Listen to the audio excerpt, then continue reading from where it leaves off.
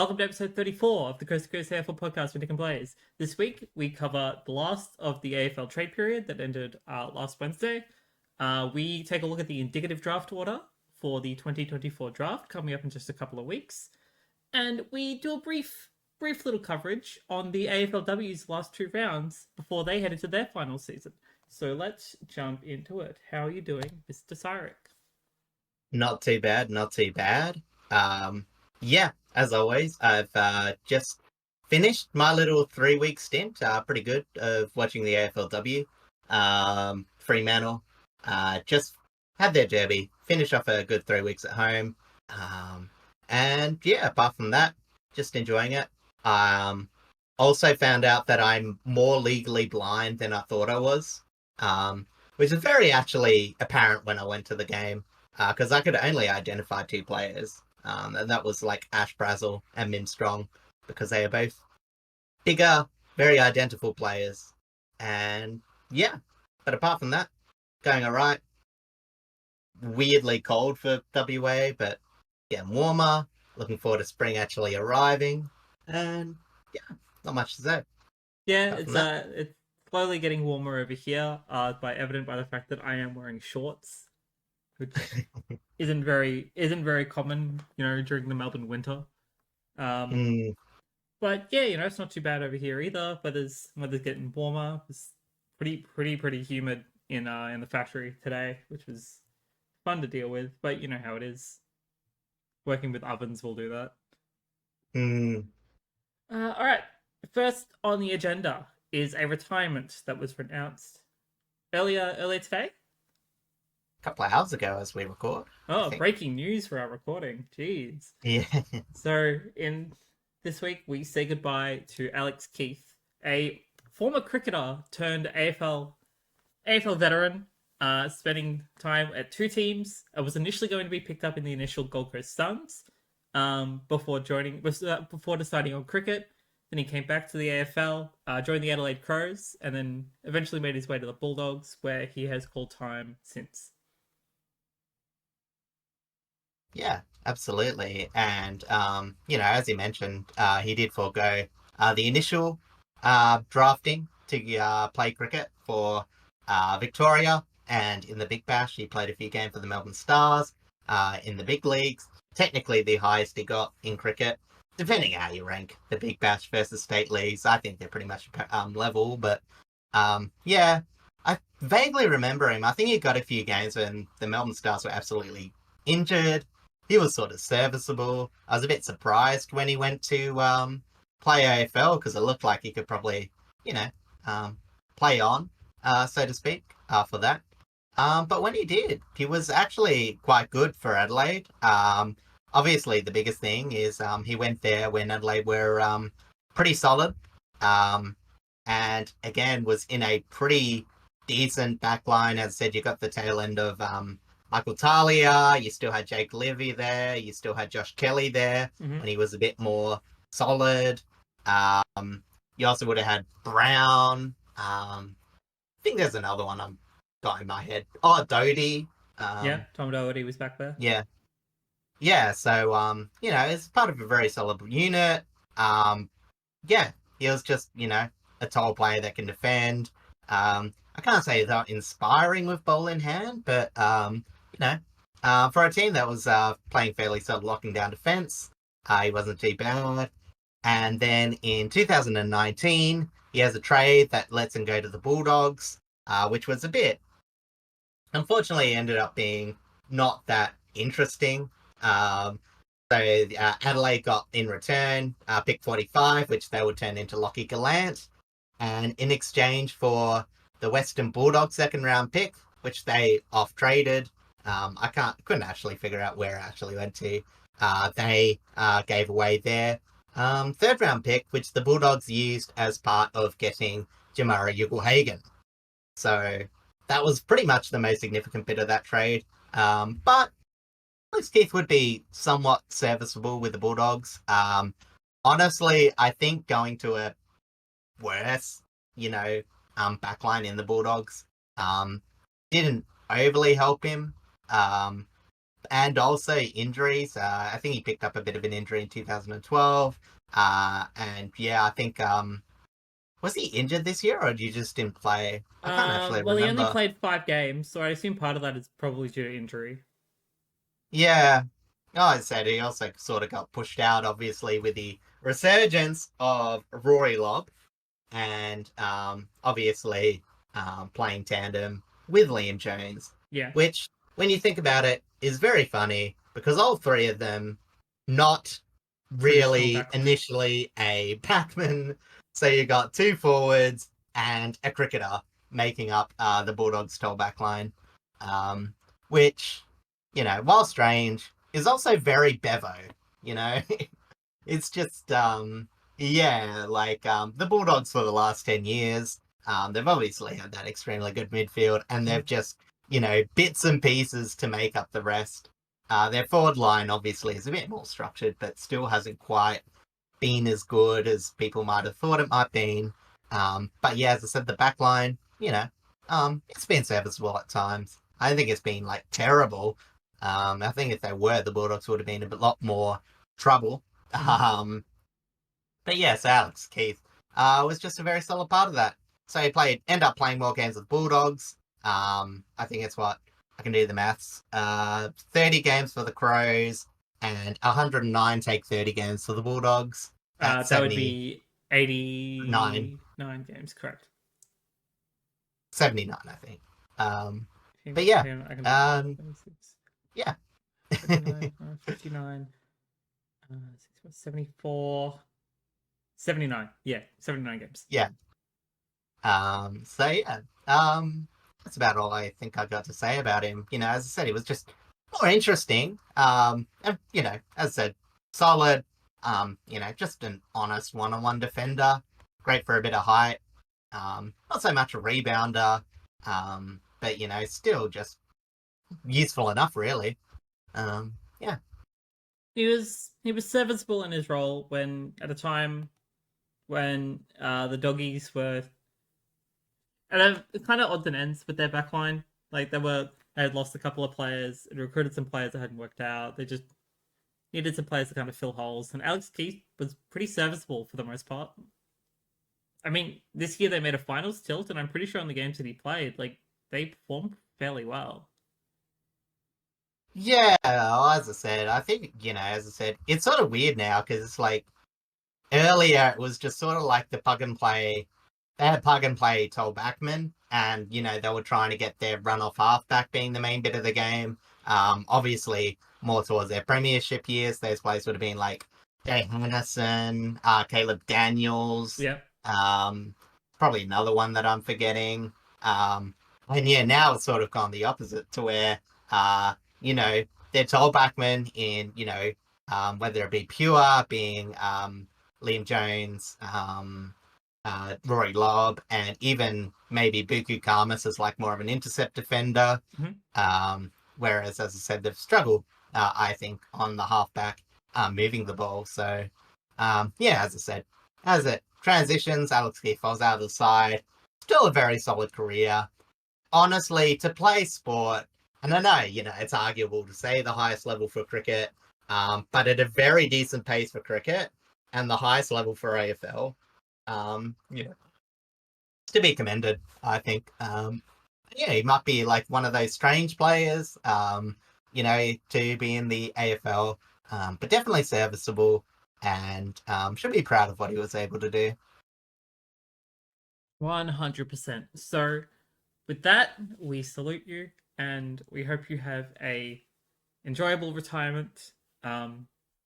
Whether you play suburban football like a lot of other footballers, or even you play suburban cricket, or do something else entirely. Um, we hope you enjoy your retirement and know that you have at least played a serviceable part in the cycle of the AFL. All right. Um, Indeed. Speaking of player moves, let's move on to the trade period and pretty much pick up where we left off. So the last bit that we touched on was right here. October 14th, exactly a week ago, um, Melbourne received pick 9 and a future third round pick from Essendon. And Essendon received 2 second-round picks, which are currently pick 28 and pick 40, 2 third-round picks, currently pick 46 and pick 54, a third-round pick, which is currently pick 65, and a future first-round pick for next year's draft. We believe that is all tied to a player that they're trying to get out of the like the First Nations Academy sort of system. I can't remember the name of it off the top of my head. I don't know who specifically. I believe it's mentioned before. Yeah, it's 2 players. As I said, it's the dude that looks a bit like Dalhouse and a forward, I think. Small forward, that's right. But yeah, I read it a while back. It's just, it'll be pretty automatic. You can read the bios of those players. But yeah, as I said, it's just the draft these days. You set up what you want. As I said, it's funny going back on a lot of the trades in the last 10 years. Like even, all these draft picks, like a lot of the times they just get traded on to, clubs that are using them to get academy players these days. I mentioned with the Alex Keath trade, both of them, like the one that went to the Bulldogs got used for Jamari Hagan. The one that got to Adelaide got sent off to be used on a academy player. So, Essendon will have the luxury of having a bit of currency for that. As well as getting the players that they want. Yeah, and as we mentioned, I think last week, if not, we'll mention it this week because I can't remember when it actually happened. Brisbane have acquired like a ton of lower ranked picks because they're going to equate them to points to use for father-son picks, being Levi Ashcroft mostly. Yeah, so, there's a couple of teams looking at it. Yeah, I must admit, yes, that he will be the highest currency player. Because I think he was predicted to be around a number 1 draft pick or the equivalent too. So, as I said, as much as I like the idea of Richmond sniping him, it's not like us to do that. So we know he's going to Brisbane. Yeah, it would be hard to, but I think what will happen is Richmond will not match what do you call it? Or force Richmond can make a play because they have the number 1 pick, but Brisbane will have to match it if that was the case. Because he's elected to go to Brisbane being under the father-son rule. Yeah, so basically I think Richmond will just offer to take him in the first, and then Brisbane will just match it because, as I said... Yeah, because they have to. Because all that will happen is the next team will do it anyway, so... Yeah. Yeah. And then our pick 1 will get used on the player that we actually want. Yeah, pretty much. Because, as I said, it would be very surprising if Levi Ashcroft would want anything else but to play for Brisbane, considering that he could just go there after a premiership. I know it's quite a nice luxury, the way the draft is set up. Especially his brother literally just won Norm Smith as well. Like, that's crazy enough. And not to mention the Coast to Coast. Yes, the Coast to Coast MVP award. MVP, Finals MVP. Very lucrative. He still hasn't messaged me, unfortunately. Unlucky. Please get back to us. Yeah. All right. Speaking of Richmond, that is the first new, quote-unquote, bit of news that we're going to talk about, being Liam Baker has officially gone to West Coast, which we all knew about. Wasn't one of the AFL's worst-kept secrets in this trade period. But so the entire trade was actually a 3-way trade between Richmond, West Coast, and Carlton. So I'll start from the Carlton end and just work alphabetically. Carlton received a first-round pick, which is currently pick 3, and 2 fourth-round picks, which is currently pick 63 and 68. However, Carlton gave up Matt Owies, who is now going to West Coast as well. 2 first-round picks, currently pick 12 and pick 14, and a fourth-round pick, which is currently pick 73. That first-round pick, pick 14 specifically, went to Richmond in exchange for Liam Baker to West Coast, and West Coast received Liam Baker, Matt Owies, pick 12 from Carlton, and a fourth-round pick, pick 73, also from Carlton, whilst West Coast gave up pick 3 to Carlton, and 2 fourth-round picks being 63 and 68, also to Carlton. Yeah, and this obviously made a pretty big splash.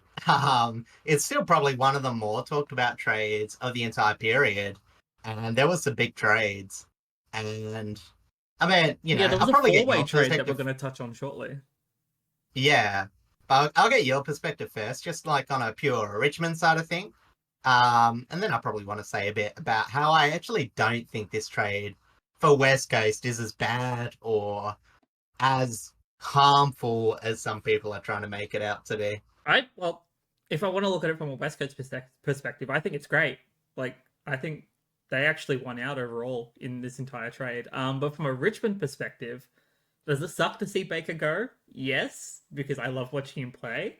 I love watching him, win 2 premierships under us. But we've known all season long that he's been interested in going back home. Like, he didn't renew his contract. This was his last year.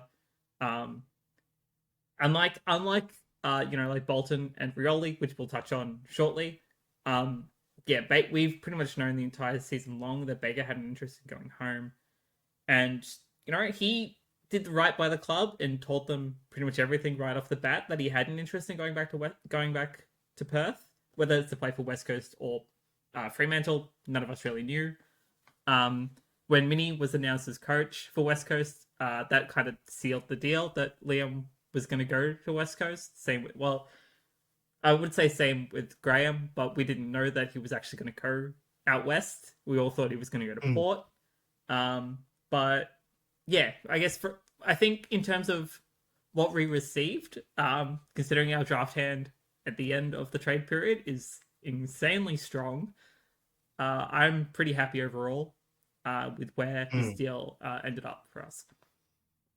Yeah, I mean, technically, this is the worst of the bunch in terms of pure numbers. Yeah, considering what we got, what we managed to get for Bolton and Rioli, yeah, in terms of numbers, this is the worst out of like the 3 main ones. But yeah, in pure context, this is just something that is fairly solid. Obviously, with the trade landscape that it is today, it is very hard to get good currency for a player that wants to go home. So to still get the first round pick, to still be a fairly reasonable first round pick, it's not too bad. I would say like Richmond, like obviously it's a net negative in terms of pure talent. Yeah. And obviously a first round pick's probably not gonna give you Liam Baker production if he stayed on. At the same time, you think overall that they're fairly well off with what they were trying to do out of this draft period, so you just wouldn't be too concerned, and you would just be happy that by numbers Richmond should be fairly decently off, from this trade. Would have been more interesting to snipe pick 3 out of West Coast instead of them giving it to Carlton. Yes, but no, I think pick 14 is more or less about what Baker is probably worth, maybe a little bit more than what he's actually currently worth. But honestly, I think pick 3 would have been a bit overs, but that pick, as it stands, goes to Carlton. And I think they're actually probably the winner of this trade. Yeah. I know they gave up 2 first-round picks, but to pick at pick 3, with a lot of Victorian talent, obviously, in this draft, it's been fairly stated that even with the draft picks, there'll probably be about 5 or 6 predicted solid Victorians, whether that actually happens or not. But they obviously want to pick of that bunch, so that's fair enough. I mean, the last top 10 talent that they selected out of the draft was Sam Walsh, and look at how incredible he's become. Well, to be fair, after a slew of fairly bad first round picks, there was 10 years. Yeah, I know. Yeah, diamond in the rough sort of situation. Well, not diamond in the rough. I think more broken clock twice, right? Sort of deal. Okay, but, yeah, that's fair. But honestly, I think Carlton have evolved in their list management since then. And you know what? Depends what they want to do with it. And as for West Coast, as I said, I'm not quite as, I think, and this is where I want to say, it's a good trade to begin with, because there is a massive difference with trades that you get a lot of value out of, and trades you get what you need out of. Yeah. And I think there's a lot of fallacy when you get into trade talk, where some people see, oh, this is a bad value trade. West Coast have lost the off-season. They're going to be terrible for you. No, because, they needed some more rounded players. They get that in Liam Baker, Matt Owies. I will say I don't know if Owies was like a pure fit needed, but he's a very handy player to have. They didn't just give away pick 3, they traded down to pick 12. And in the context of them having a pick before Freo, I know I'm not going to go too particular into the draft, but Bo Allen, which is the highest rated WA player, It's probably is to someone be they'll try to predicted to take. go around then. So if the Eagles are like, we believe in Bo Allen, we think that he's going to be a decent player for us, and we don't actually mind trading away, because if they're thinking they would like to pick a player like that, they maybe not as interested in some of like the fourth or fifth best midfielders from the draft. Mm-hmm. Because obviously there'll be a few picks going ahead with Essendon and Brisbane. So as I said, it's really just essentially pick 5, trade back to probably get Bo Allen. If that doesn't happen, there, as I said, they'll just have to pick the next player available. But yeah, I don't think there's actually that big a difference between pick 5 and pick 12. Once you get to past the first 3 picks in a draft, you are actually getting very close to about maybe a 10% loss every 10 draft picks. Yeah. To play around 100 games. So, they've given up a 10% loss theoretically to get Liam Baker, Matt Owies, which is still going to be very serviceable for them. So I wouldn't be too disappointed. But yeah, this isn't the best value trade. Like, I'm not going to try and convince anyone of that. It's just, I think it's not really anything that the Eagles are going to be too concerned about overall. Yeah, I completely agree with that. All right, next on the trade list is just a pick trade. Pretty simple. Brisbane received a second round pick, which is currently pick 27. And St Kilda receive a second round pick, currently pick 32, and a third round pick, currently pick 45, from each other. Just a simple trade pick. At the time, it was thought that maybe it was the key to unlock the trade for Jack Macrae, which we will talk about in a few moments because that's a bit further up. Yeah. Spoiler alert, it essentially is. They essentially went down 5 spots in the draft to be able to get Jack Macrae.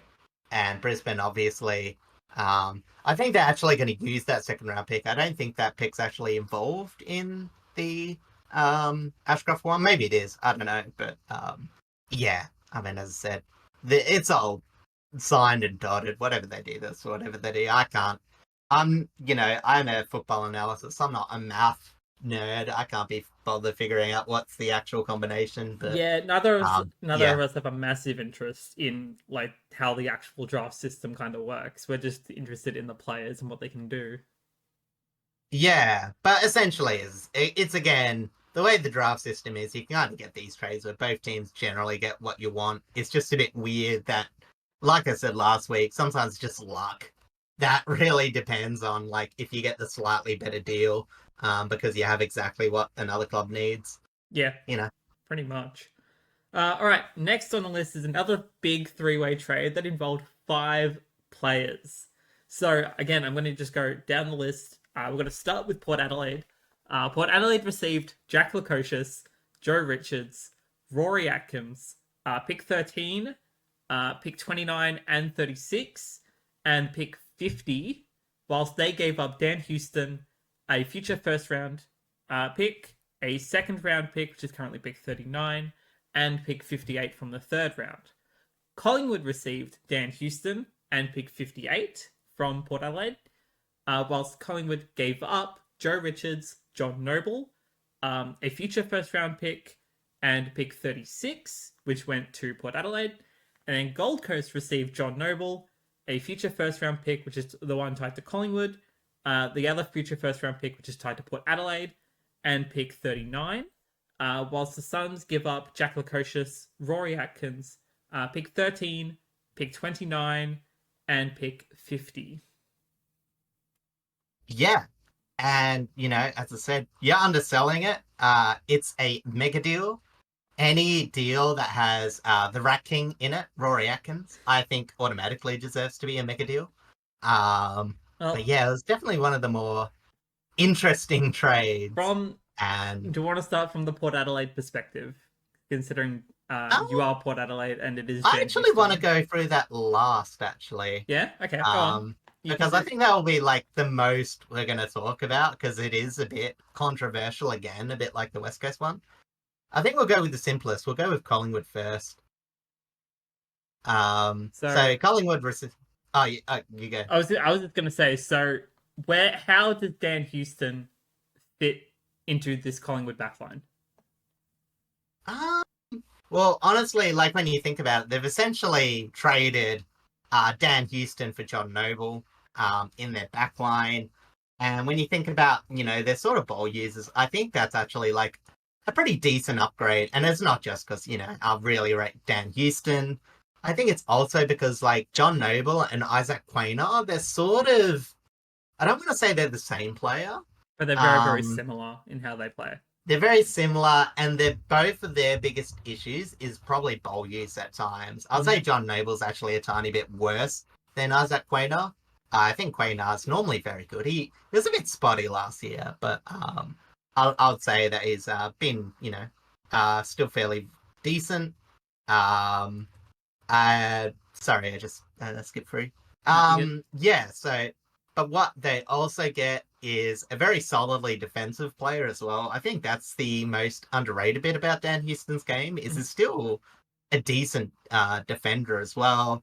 But obviously that run and carry and his score involvements are very high for a halfbacker, especially since he doesn't actually come up all that much. I know he gets a lot of goals off the, that 50-meter arc, running off the halfback line, but he's not like a Sam Flanders. It's not like a Nick Martin where he constantly comes up. So as I said, that provides a bit of structure for them as well. And yeah, honestly, it's a pretty great deal for Collingwood. I think they're the I want to say like the biggest winner for this trade because like all they lost are players that wanted to go. And then, as I said, it's a first rounder for an All-Australian, really. Yeah. So, it's and a pick swap. Pretty solid. Second for a third. Yeah. Look, as I said, I will say that Port Adelaide were the losers of this trade, again, in terms of value. But Collingwood just got what they needed for a fairly reasonable price. They'll be pretty happy, considering they had a bit of technical competition from North Melbourne. We'll talk about that in a second. But yeah, Collingwood got there, man. All right. Then what about the Gold Coast Suns' perspective? Since you don't want to talk about Port, how does John Noble fit into their backline? And what does losing specifically Lachie mean for them? Losing specifically Rory Atkins. Look, as I said, it is sort of funny, but yeah, like Collingwood did lose a lot of pieces in this trade, but generally got most of it back. And they in fact gain a first rounder for a second, which is pretty good, as well as that third to second swap. So they've moved up in the draft as well as get John Noble and that first round pick. They obviously lose Jack Lachie, Rory Atkins again. You got to consider he's probably staked as part of the deal. I think Gold Coast didn't actually have the picks later on to offer.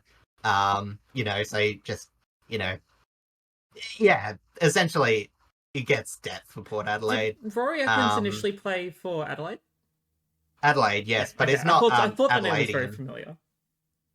Yeah, his brother of Tom Atkins, he plays for Geelong. That's right. Okay, that makes sense. Yeah, but yeah, as I said, in terms of John Noble, look, I'm not going to knock the Suns.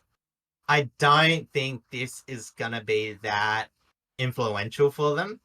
I think the picks are probably like, yeah, just decent. But yeah, I don't know, like, I don't want to be too harsh, but I think this is just like a typical Suns trade where they get really excited that a player wants to go to them. But in terms of like exactly what they need and in the overall scheme of things, I don't think the Gold Coast actually got too much of what they need in terms of their list. I agree. actually, because we've So been watching them all season long, and like there are still very obvious holes that they need to fill that I don't think any of this trade period is solved currently. yeah, because like their backline's not a problem per se. Like some of the movements from it's a bit worrying, but But they're also honestly, very I don't young think that. players that you just need to get game time into for the most part. Yeah, and it's not like the problem with the halfbacks themselves. I've often felt it's more just structure, and a bit of discipline at times. Mm. But yeah, as I said, it's more forward of the ball where the Gold Coast have a bit of trouble. But yeah, as I said, John Noble. I will say it does allow the option of putting Sam Flanders in the middle. I know I've said I don't actually rate a Sam Flanders. I don't want them to actually have a Sam Flanders, Miller, Rao, Anderson midfield next year, Mm. but it is looking that that might be the case. So we'll see. But In yeah, it Dimmer, we does give them trust. flexibility. Oh yeah, I guess also list management as well. Yeah, Like, true. obviously coaches have some say depending on the type of coach, but yeah, I don't think Dimmer will be disappointed with Josh Noble. It's just a solid bit of depth for a team that probably needs depth to try and reach the finals, I guess. I just don't think that's going to happen unless there's some players that come out of nowhere next year, considering what happened in the overall draft period. Yeah. Still Um. decent value trade, as I said. Yeah, if you're going to give it a grade, it'll be like decent value, return. Impact, next year impact, I should say.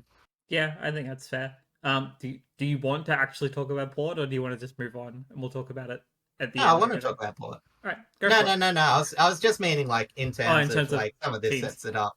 Yeah. Yeah, because in the end, as we mentioned, Port picked up Lacocious Richards and Atkins and a first rounder. We're going through that, but basically the big thing of this deal was the lack of value gotten from Dan Houston, especially compared to other trades. Obviously, we're going to talk about it soon, being the Dan Rioli trade and Yep. this how much the Suns gave up for that compared to how little they gave up I for I have essentially opinions. being in I this have trade. opinions on that, so we'll talk about that very soon. Yeah, exactly.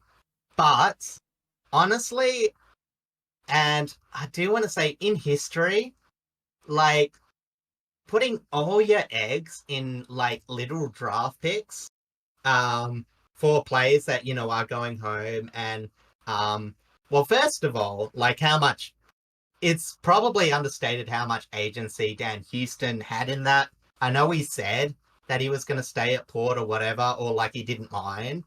But he said before that he was like literally going to stay at Port, and he backflipped on that. I don't mind that. That's just the way it is. You got to be professional while the season's on, and then do your trade stuff on the off season. That's just the media always badgering players. That's fine. And then he starts to play a bit coy. He says, "Oh yeah, I don't mind where I want to go," but it seems like there may have been pressure from the agents to get him to Collingwood over North Melbourne. North Melbourne had the better deal where they had 2 first-round draft picks. And, as I said, Port were still deciding on it. The Gold Coast were threatening to on-trade their future their pick 13, Mm-hmm. which Port wanted. So they were like, okay, we think this is the best value deal that's going to get done, and it gets all the players we want.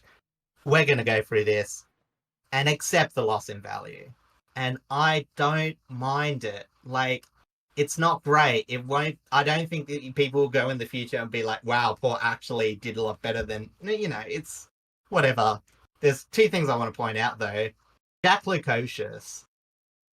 Last year he played ordinary, but he's still a very solid young tall, and he's fast.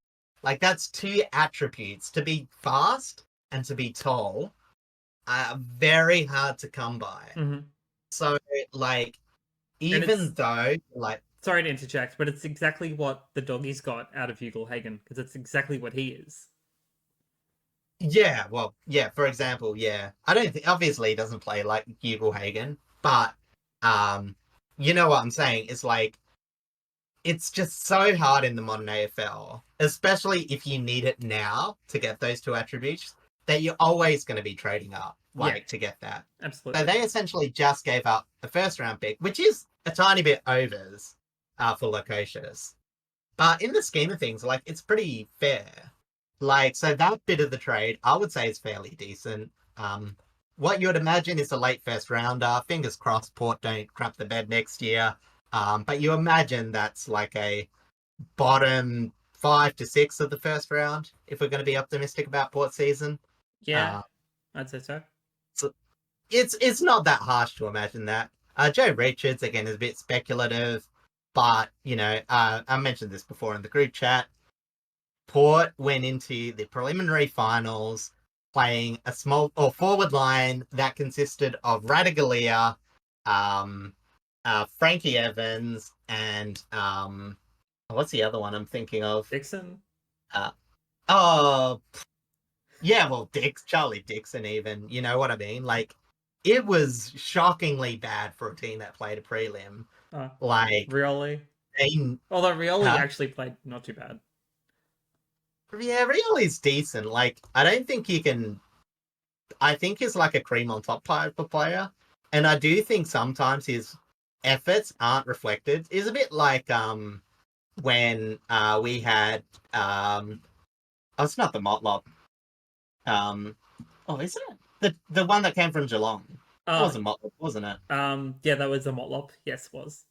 Yeah. I can't remember the first name, but I know exactly who you're talking about. Yeah, I know, because I can remember Daniel Marlin and... Yeah, anyway. So it's kind of like that, where, as I said, not the most consistent player. Obviously, I think Rioli's better than that, but you need support around him. You can't just bomb a team and expect him to get it every time, which Port tried to. So, like, in an area where Port, by playing these players, are playing probably, I would say... Stephen Motlop. It's like a bottom 6 in the league of talent in those positions. And even, like, Joe Richards, he might not be the best, but from what we've heard about him, it's just got to be a bit more optimistic than that, because that was dire. Like, I know Port make it up in other areas, like their midfield is just amazing, one of the best in the leagues. Their back line, Ken Hinckley tends to make that work somehow. It looks garbage sometimes, and then by finals they make it look serviceable, sometimes even good. So yeah, so as I said, Joe Richards and Rory Atkins is honestly probably... They've had a lot of noise that it's because, their Sandfield team finished bottom of the ladder. And, so, even if he does play in the Sandfield, it's like sort of a leader for that. Mm-hmm. But honestly, it's just a steak knives. In another trade, that this would have been like a 3rd or 4th rounder that Port may have used for like 0 games anyway. Yeah. It would have been a crapshoot. So overall, and I think we've got the picks. Port apparently wanted a decent first round pick. There's a couple of South Australians in the draft. I don't know if they want one of them, or a bit of depth. I know that after the first 10 players, you get a few more of the best non-midfielder types coming into it. Mm-hmm. So maybe that's what they're looking for, whether it's one of the key forwards, whether it's one of the defenders. I'm not exactly sure. They've lost... they're delisted a Kiwi players today, and a couple of them were the Tolls. So I'm guessing they'll get a key position player in the draft. And then, the rest is just currency. So overall, all the noise, I think, was a lot of rubbish. I listened to Kane Corns' take, and I was just like, honestly, That's where you went wrong. You listened to Kane Corns. I know, and I don't want to go too much into it, but it's just really surprising to me, when you're a part of the media, you know how it all works, and you're still that reactionary. And it was like, well, to be fair, his role has literally just become to stir the pot. Like, it's what he does for everyone at this point. But normally Port, like, I'm a bit glad normally, because Port actually get let off for a lot of that. Normally, because he was a Port Adelaide player. There's a bit of bias. Yeah, I know, but like, like I said, like when you remove it, like I know he's biased, but I think it just like takes a lot of the reactions out of his takes. Like normally his takes report doesn't have as much, you know, reactionary, like, as I said, like, how he'll go on the mega deals, but not mind kind of Rosie's deal Yeah. as much. Apparently he still doesn't like it, but he's not going to do like a 5-minute rant on it or whatever. But yeah, anyway, so the main point I want to get is the thing that he said that was interesting to me is he said, this is like a deal, like they acted like in this trade that they were rebuilding and yet gave away next year's first round pick. And I was just thinking, I actually think this is a trade of a team that's in their prime. You know what I mean? Yeah. Like, again, they filled in positions that they needed and paid over for them. Like, for me, historically, that is actually what most, not successful teams, because I don't want to say, oh, purports, but like, when you're on this hard part of the ladder, it's sort of hard to manage, because you have a salary cap, so you're not going to always sign, you can't just fix every hole on your list. Mm-hmm. So to get a player like Jack Lukosius, again, bit of a down year, but still a lot of talent. To get Joe Richards on his rookie contract, a lot of hype, but you still don't know. To get Rory Atkins, he's got 1 year of a lot of money left, and it frees out a lot of salary cap. It's not that bad. I just think that, I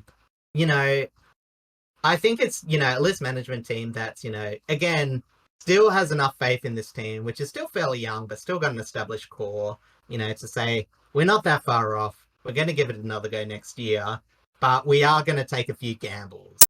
And, I would prefer this gamble than I would of just a couple of first rounders for Dan Houston. Like, to me, if it was getting a couple of first rounders of Houston and having a lot of this stuff fall through, I think we'd be in a lot worse off. Yeah. Because, like, essentially, it doesn't always happen. And I do want to have a tiny bit of a throwback. This is going back to 2015. The trade for Patrick Dangerfield, similar boat, similar position. A star wants to go back home to Victoria. Patrick Dangerfield goes from Adelaide to Geelong, and Adelaide in return, they essentially get 2.5 first round picks back, and so arguably, like, this I want to say, like, this is sort of a deal that Dan Houston or Port fans might have wanted to get from Dan Houston.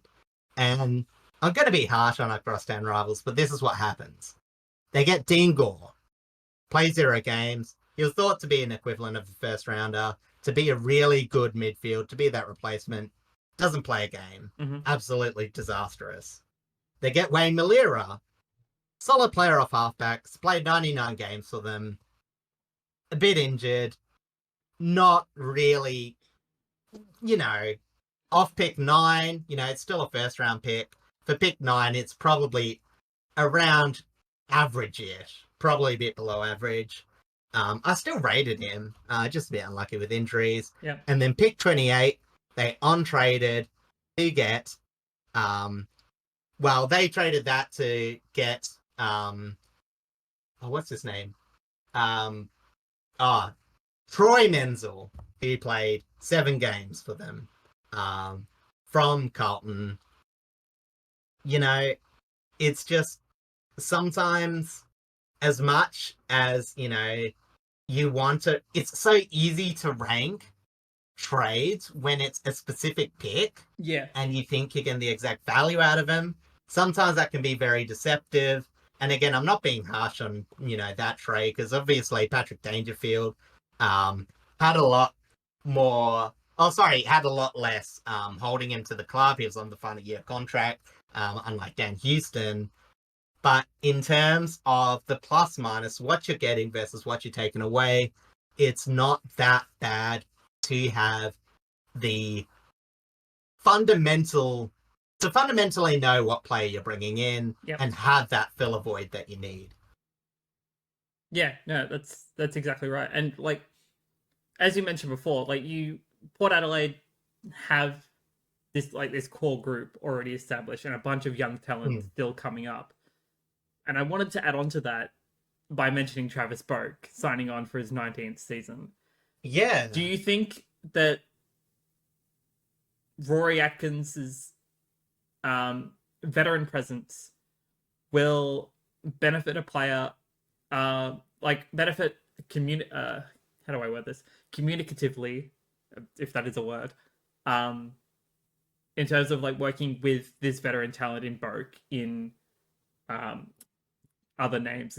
I don't know your team very well, but Yeah. forgive me. But like in work with, because I assume Mm. Atkins being probably again he has this 1 year on this big contract, and then maybe he'll just go year by year if he plays on.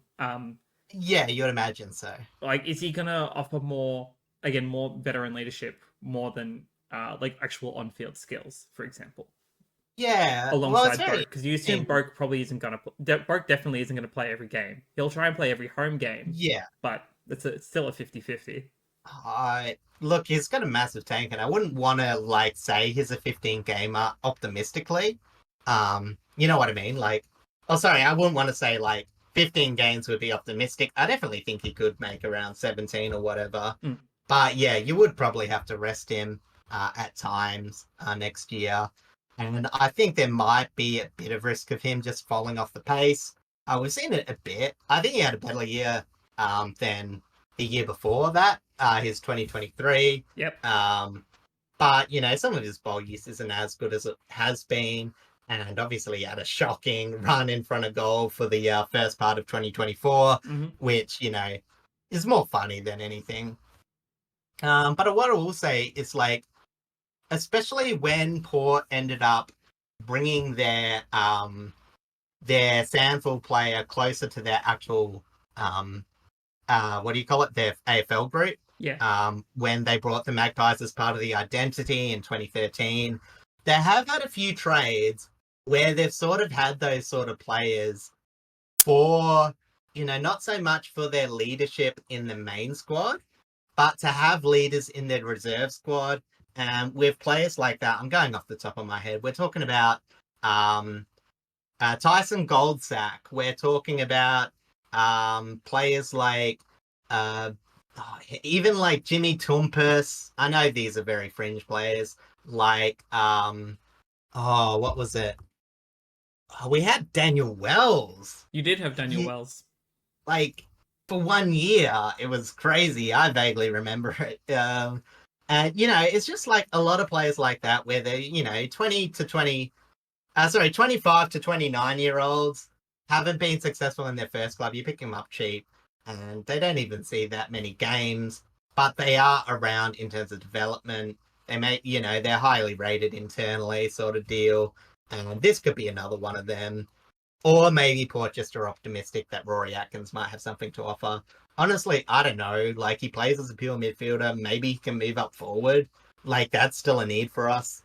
I doubt it. I don't know. Like, I can't tell you anything about Rory Atkins' times with the Suns. I don't know. Okay. I don't know much for you either. Yeah, it was like an okay midfielder that was just, you know, wrong time for Adelaide. But yeah, as I said, yeah, honestly, you are onto something there. Like, you know, as I said, it isn't like necessarily gonna have much visible value. And I'm not trying to like say like, you know, you need to trade these sort of players in, but if it's part of Port Adelaide's culture, and right now Port Adelaide's culture is still producing really good players, it's still producing winning seasons, I don't mind Rory Atkins being part of this. You know, as long as you keep it, you know, within reason. I'm not going to say that Rackins even plays a game next year. Yeah. I'm going to be rooting for him if he does. I'll be, you know, sending my Rat King signs to Alberton, but, you know, I wish all the best. Apparently he's just had a kid.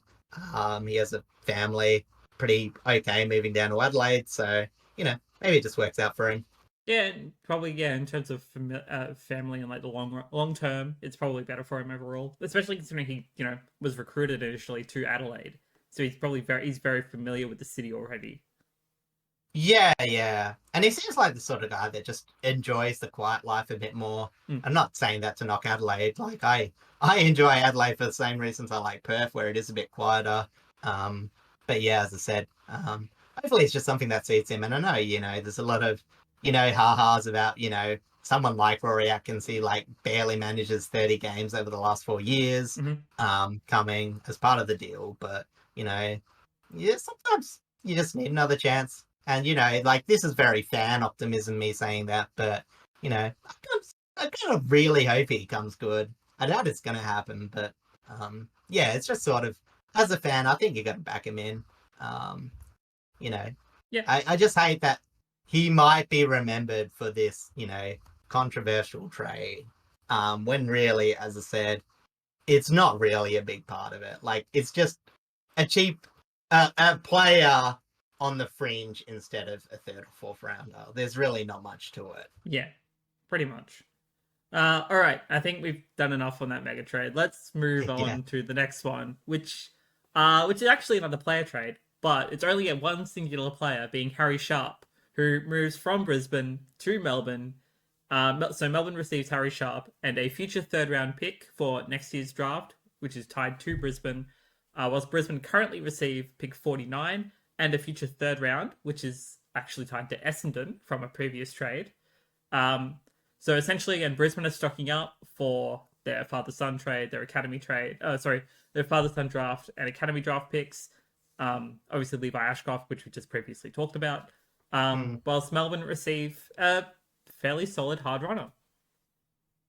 Yeah, exactly. And I think, I don't think Melbourne are going to think, oh, Harry Sharp is going to fix any of the holes that they had this year. But I think when you look at but when you look at the young talent, I think this trade makes sense.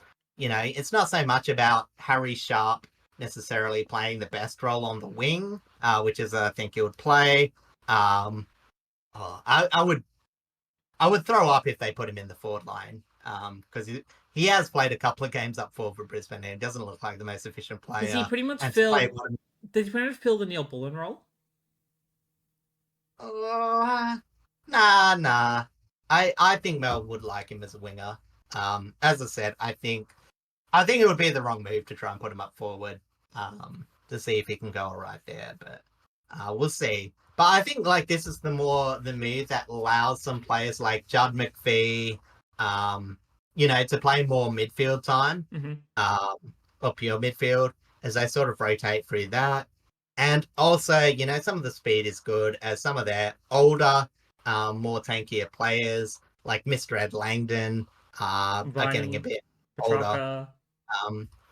Those are more inside, but I meant same deal. Yeah, that was kind of the angle I was going with.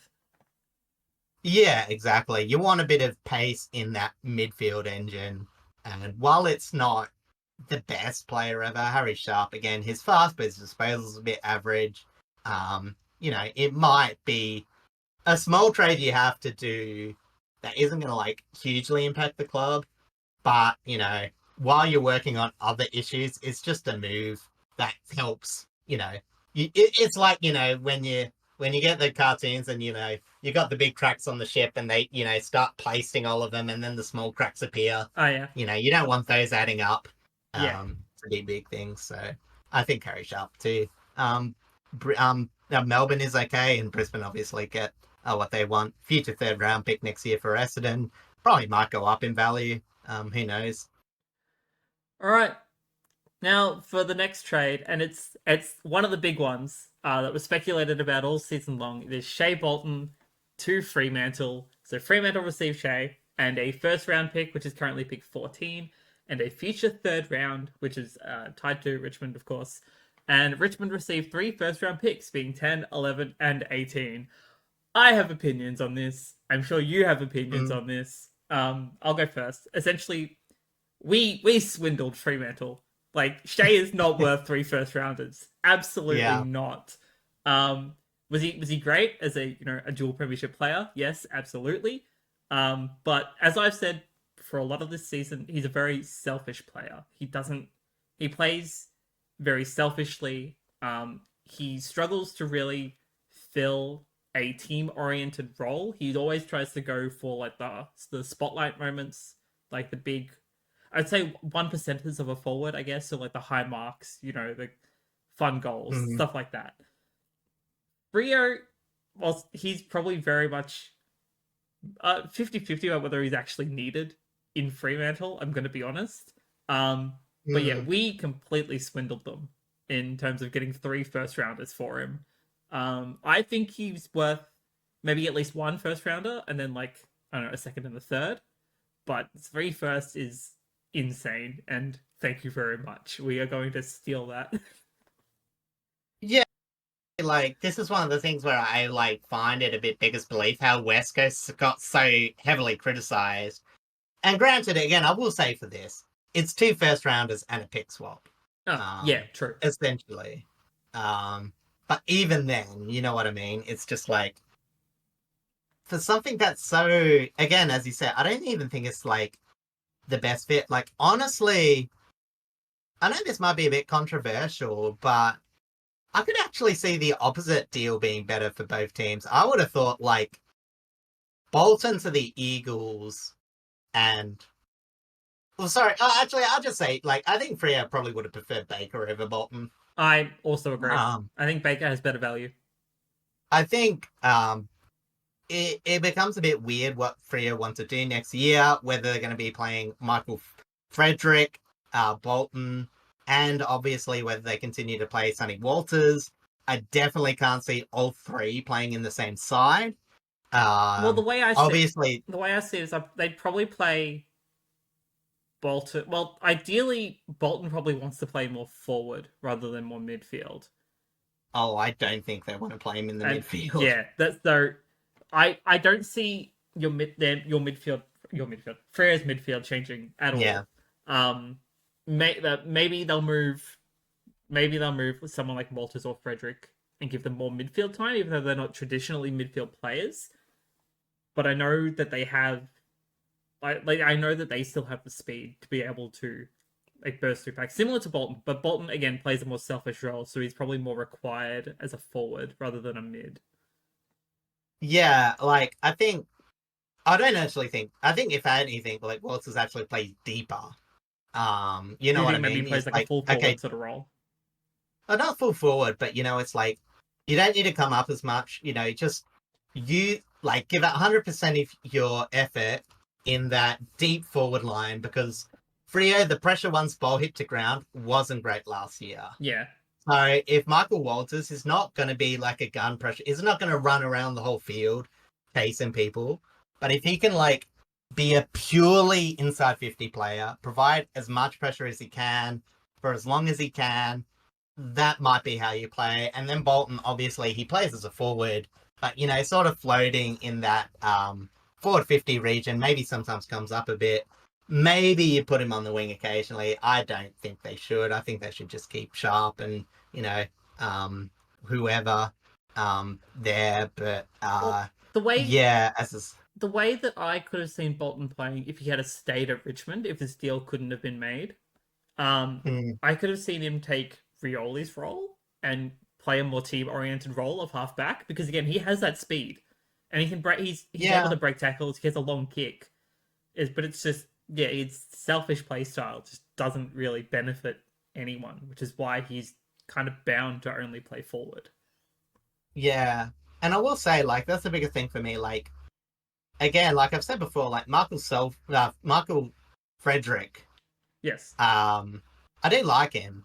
But you know, I do actually consider him to be selfish, as in like internally. And again, like I assume you probably mean the same thing for Bolton as well. Yeah. Like, I don't think he's a selfish person. He's a selfish person, but a selfish player. If you're talking about like a sliding scale of every football possibility, like he will pick the option that gets him the biggest chance to do something impactful. Yeah. Whereas sometimes you got to dish it off and all that. Sometimes you just got to do the easy right thing to do. So that's what we obviously mean by selfish. And, you know, Michael Frederick, again, is like one of those players where having both, I think, throws off the balance. So, you know, it'll be interesting to see the team composition. I don't think they have enough depth to, like, really say, okay, Frederick, you're out. So, as I said, this is just going to be a weird, you know, and, you know, it's weird that, like, this is a mix for, again, something that was 2 first-round picks. Like, even the Eagles, like, I'll say Matt Owies, like, yeah, sure, I don't think it's going to change too much about the Eagles' forward line. They might be able to kick more goals if their defense is just going to be ass crap next year, which is looking like it's going to be, so, but, at least that was a trade down. At least there was Bo Allen who they looked to be getting for it. Whereas, as I said, Fremantle, like their first round pick that they get 14 is behind the Eagles, so it's just, so they don't get the first pick of the WA talent either, so like, even though you say, oh, there's not much difference between, pick 14 and pick 12, like there actually is, like, because it's a WA pick and because they're so close together. It's a region-oriented pick. If they could have kept 10 or 11, like that might have actually been better. You know what I mean? But yeah, it's just weird for me. I'm not too keen on it, but we'll see. Yeah, again, as I said, Richmond completely swindled them. Like, Shai is not worth this. But I'm gonna, considering the rebuild that we're kind of working on, it's definitely needed. Again, I'll talk about the whole thing in full once we've gone through all the trades, because we still have the Rioli one to come to. And again, I have opinions about that.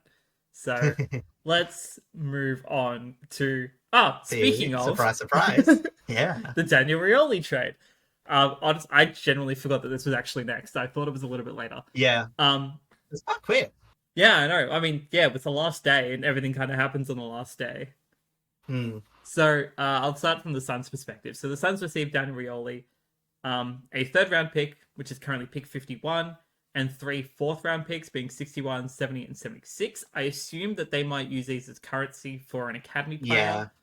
Again, I've got no idea what the draft actually looks like in terms of what they're hunting for, but I'm sure we'll find out. From what I looked at, they've got Bodie Ulan's brother, who's maybe first, probably second round bid, and a couple of others as well that they could. So you're looking at academy players, but you're bidding in the second round and not the first. And then Richmond received pick 6 and pick 23. So my thoughts on this is that Rioli, to me, is worth more. And that's purely because, well, 1, he's the only player this season to have played every game. 2, he just won our best and fairest because of it.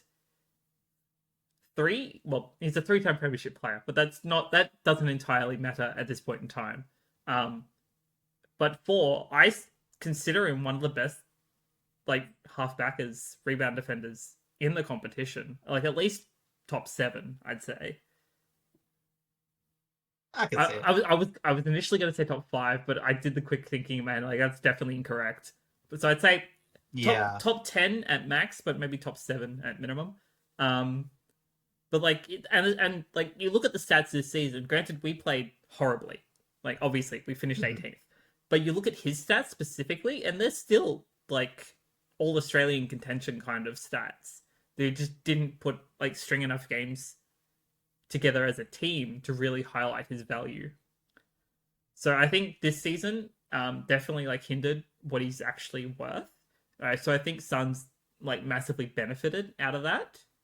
Again, him reuniting with Dimmer is a big thing for him, because when he came to Richmond, he lived with Dimmer for a while, and that's how he got so close with Dimmer. But yeah, in terms of us, like pick 6, great. Again, that goes to like having tons of picks in the first round. Love to see it. But overall, it hurts to lose him. Out of the 3 players, I say 3 because I'm not really counting Graham in this. But like out of Baker, Bolton, and Rioli, losing Rioli hurts the most. Yeah, and obviously Graham was free agent as well, so it's sort of like, yeah, but as I said, it's going to be interesting because, as I said, they did stock up, they did pay a bit of price for, again, stock off halfback, the Suns. And I'm not talking about obviously what you perceive as value, but in terms of pure trade landscape, pick 6 and a second rounder for even the best halfback is still pretty high. And I know, as I said, whether pick 6, is worth considering Richmond, you know what I mean? Like, it's just sort of weird where like pick 6 is like still fantastic, but Yeah. it's not exactly Yeah, there's still what also in the general like Tigers no need. guarantee we're going to get a great player out of the draft because the draft is still very hit and miss regardless of who you actually pick up. Yeah, I mean Richmond obviously have enough where you would hope to have at least 2 or 3 150 plus players out of their picks, if not more. We'll Ideally. talk about that in a bit. Yeah. Once we view all the picks. But honestly, I actually think this is like sort of a well, it depends how you want to call it, like win-win or pure neutral for both sides. Because as I said, like value for Richmond, it is what it is. In terms of the long-term plan, it makes sense for Richmond what they're doing. Mm-hmm. And again, we'll talk about more when it comes to the pick. So I will say, like, Richmond, I don't mind this. Again, maybe you argue it's not them as much for Daniel Rioli. I think in the landscape, it's probably actually pretty decent. Like, it's either okay or a win, in my opinion. And the Suns, like, as I said, this makes, like, the John Noble trade, like, less suspect because Daniel Rioli is more of the player that I would like the Suns to have if they're going to pay for a bit. It's just, you know, again, compared to like their holes or like what they're doing or like even the prospects, if they do get young Uland, I think he's still a backman. So Well, it's not like they're going to be lacking depth. Here's the thing then in that case. Does Dimmer plan on keeping Rioli at halfback? Or is he going to move him back to his premiership forward role? Because again, that forward line is what that mid forward is kind of what the issue is at the Suns. Like their backline's fine for the most part. Do you want to see it? I don't. I mean, we know he can kick goals, but again, halfbacks are known to like run up and kick goals anyway. So I guess it doesn't matter too much. But just they don't have. I haven't really seen the Suns have that much forward pressure, and Daniel's been very, very good at forward pressure. He always has been. Yeah, I guess that's the that side of it. Like when the ball goes to ground, it's atrocious, and their tolls are very, very young, and there's only a few of them. Obviously, they've lost Lachie, so it's Ben King, Walters, and Bailey Humphries. And Long's like not plays tall. Long plays like a toll. Yeah, but you know, we mentioned that, but he's not really. Like, for what they've expected him to do, I actually really rated Long seasons last year. But in terms of their long term future, no, you don't want to see it. Okay, it's part of the reason why their forward line's terrible. What about this idea then? What if they push one of their midfielders more deeper forward, and then that way, maybe Rioli probably won't play midfield. Like he might play off half back, but they move a defender like a Uland or whoever more into the midfield instead. But again, I guess that comes into the point where Sam Flanders might end up being that midfield role. Yeah, honestly, it's not so much what they do. It's just like, I'm at a point where I don't trust the Suns to make the right decision, even with Dimmer. Like I said, I got faith in Dimmer being a decent coach. I think he'll get the Suns in the right direction. But yeah, in terms of list management, and you know, this is the risk of getting a coach like Dimmer to your side. You know, he is a draw for former Richmond players. But, you know, when people come to your club, like, it's absolutely great. But in a trade period, you always got to aim for what you need over what you can get. Because if you always get what you can get, you trade around that, you focus all your energy on that, and then next year you're just making the same mistakes, but with a slightly better whatever you got. Yeah, you know, and it's as you mentioned before, like having an eye for former Richmond players. Majority of his coaching staff are former Richmond players.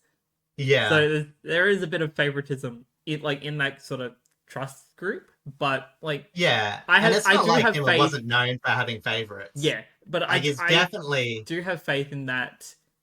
This coaching staff, and you know, maybe not this specific group of players going into this into 2025. But like the core group that they're trying to build, will be like the group that leads them to their first final series. I mean, you hope so. As I said, it's pretty dire if it's not. It's just such a shame that I still have concerns for them. But we'll touch on that when we start to look at preseason predictions and all that sort of stuff. I want to leave it probably for their before we get too pessimistic on the Suns, because I'm probably sure to do that next year. Essentially, Um, just in terms of a long-term view, if the Suns still don't make a finals game by the time Tasmania comes in, it's very, oh, very dire. yeah, exactly. All Um, right, let's anyway, do you want let's to go move up on one from for that. a surprising trade? For me. Yeah, because Um, I thought he worked really well with the Giants. So James Peatling, and yeah, kind of became a mainstay after starting as a sub a couple of times early this season. Leaves GWS. I believe he was out of contract, but I can't remember that off the top of my it's head. a trade. It's a trade. Yeah, but I mean, like, was he still in contract or not? Is what I'm referring to.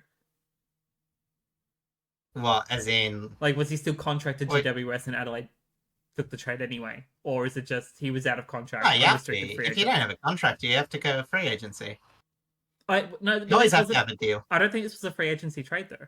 This was just a No, this is just a trade. okay, okay. Ignore It me then. is contracted for 2025. Well, yeah, Yeah, okay. that's the main thing. That's what I was getting at.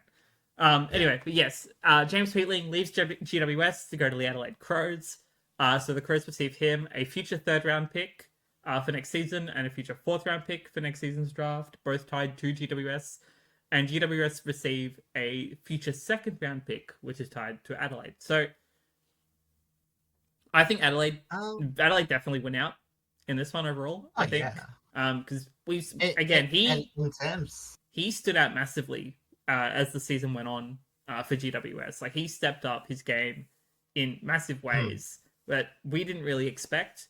When he started as a sub, like in those first couple of early games, like he was putting up numbers really, really well when he was subbed in. Granted, it was only for a quarter or two, um, but hmm. like his value pretty much went up, and I think Adelaide can only benefit from him from here. Yeah, like as I said, I do think sometimes it's a bit risky to be like, oh, it's a fringe player that did really well in finals. We're gonna offer a boatload to to get him or whatever. Like, or even like Joe Richards, where you haven't seen much of him or whatever, and then you give away a bit. But like, this is a player with upside.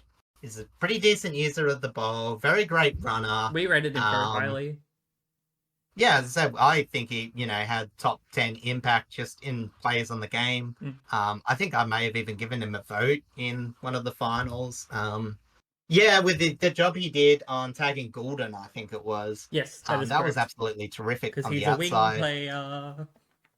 Yeah. So, as I said, so in terms of Adelaide, as I said, it just makes so much sense.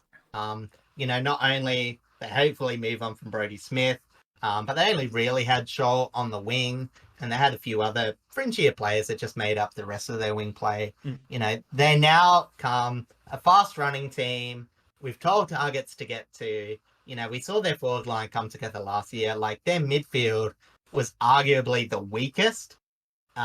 Maybe not so much on paper, but in terms of performance. I think they had a bit more talent there to improve. So yeah, this is just something that if Adelaide are going to come into contention, I think James Peatling is the right move. And on the flip side, I'm very concerned that GWS just let a player like Peatling go. When, yeah, as I said, a lot of their ball users aren't the best. Mm. And I would say like James Peatling was the better of their young talent in terms of ball use. And I think it's a bit disappointing that he goes. I'm not sure how much he wanted to stay or go, but either way, in the whole scheme of things, GWS really lost out a bit this trade period. And I think Peatling, while it won't be, I don't think he's going to be like a star of Adelaide, but like I think he'll be a week in, week out, really solid performer for the Crows. Well, the interesting thing that I just looked up is that he's from Sydney. He's from Western Sydney. So like GWS were Yeah. like literally basically his hometown kind of team. Mm.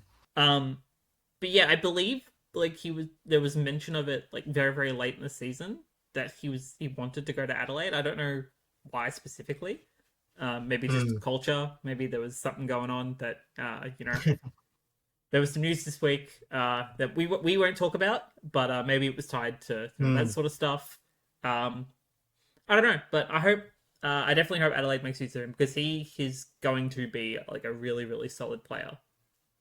Yeah, and again at 24 too, like 24, showing sign of something for just what was it, a second round pick, A and future you got second round stuff pick, back. nonetheless.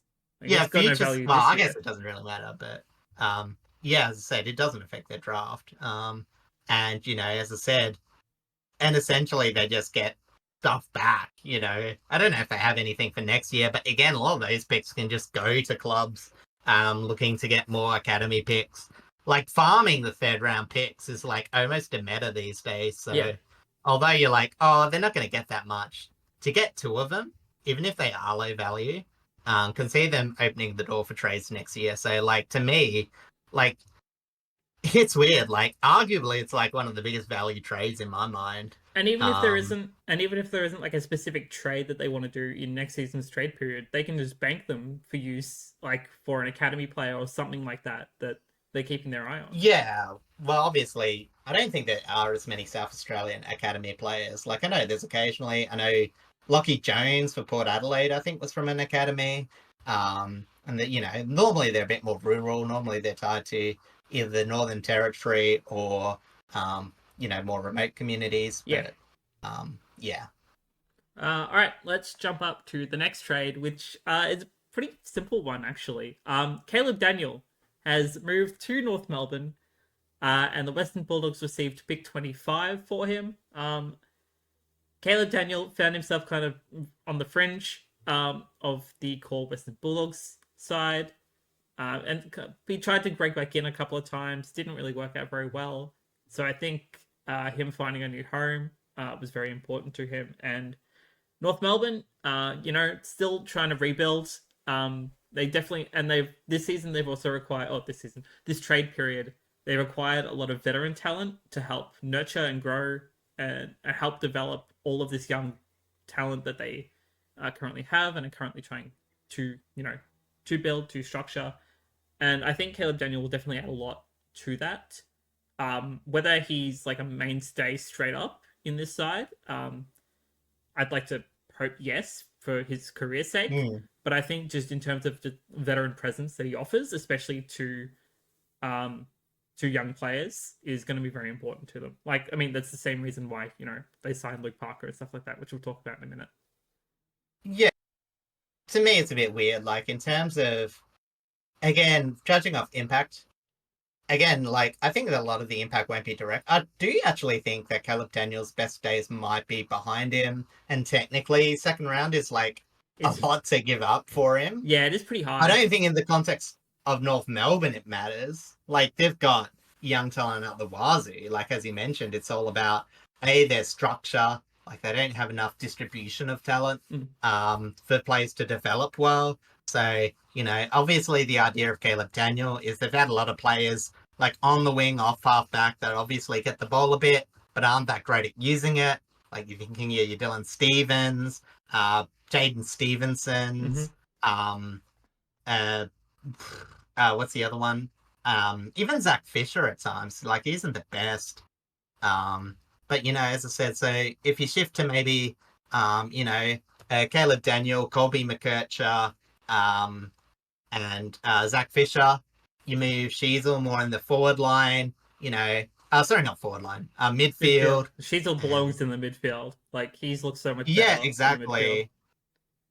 And obviously Jai Simpkin. I know he had a bit of mixed bag this year, but he probably goes to a forward line role permanently. So yeah, as I said, it just allows a bit of versatility, and as you said, a bit of veterancy. Technically, he's played in a premiership side, which I don't think's always. Sometimes it matters, sometimes it doesn't. In terms of leadership. But at least he knows how to. He's been in a winning culture, which for a lot of players in North Melbourne is unfortunately not the case at all. So yeah. Yeah, and I guess it all kind of ties into the next trade that I'm about to talk about. As I mentioned, Luke Parker also moved to North Melbourne. So did Jacob Constanti. That's actually kind of hard to say. Yeah. A veteran and a youngster, both from Sydney. Sydney received only pick 44 for them both, which is interesting, but I think it kind of makes a lot of sense. Luke Parker wanted to go to North. He was on a year-by-year contract anyway because of his age. Mm. Constanti, fairly young player, very limited game time. Again, just another young player for North Melbourne to like develop, which I think will probably come in handy at some point, injury sake, most likely. But I think Luke Parker's veteran presence and leadership skills will definitely help develop North Melbourne's forward line a lot more, and hopefully help bolster the support that they give to Nick Lachie. Yeah, and obviously, like Jake Costanzi, I did like give a little read on him because again, like I was like most people, I had no idea who he was. Mm-hmm. I think it was like pick 20 in a draft. He's a tall forward. Apparently rated fairly high for his pressure. As a tall. But you know, just a few injuries. So, like honestly, it could be a type of player that we see a while back and be like, wow, he was actually fairly more decent. But like we've talked about it before, like North need key players, and there's not that many on the high end of the draft. So, don't underrate that, Costanti, like getting them to chuck in the deal for something that if you just took his name out, you would have probably accepted. Yeah, I like just think it's a honestly, great move Luke by North Parker for Melbourne. a third round is still fairly alright. Again, because he only has like 1 or 2 years left in him, like game wise. So Mm. it's still a fairly like even trade even without Constanti being involved. Yeah, exactly. You get that veteran presence, and you just get a nice little gamble on a young talent in a team where you have a bit more opportunity. Because even as much as we said about Sydney's forward line, you still think that since they're keeping McDonald, McDonald, Amati, and McLean are going to be their forward line trio for a while. Yeah, especially considering they did not get the other forward that they were hoping to get, which we'll talk about at the end, because that is actually the last trade that happened. But until Yeah. then, we have another big trade. This is the one that we've been also kind of known about for most of the season. Surprisingly, it didn't happen sooner. It took a little bit longer for this trade to occur because there was some hijinks going on with Carlton. But Hawthorn finally got Tom Barass out of West Coast. And they also received a future fourth round pick for next year's draft, whilst West Coast received a future first round pick, a future second, and a future third, all tied to Hawthorn. Uh, yeah, I don't really have much opinion on this one other than that it really I like Hawthorn's backline as it was. Mm. Like even with battle included.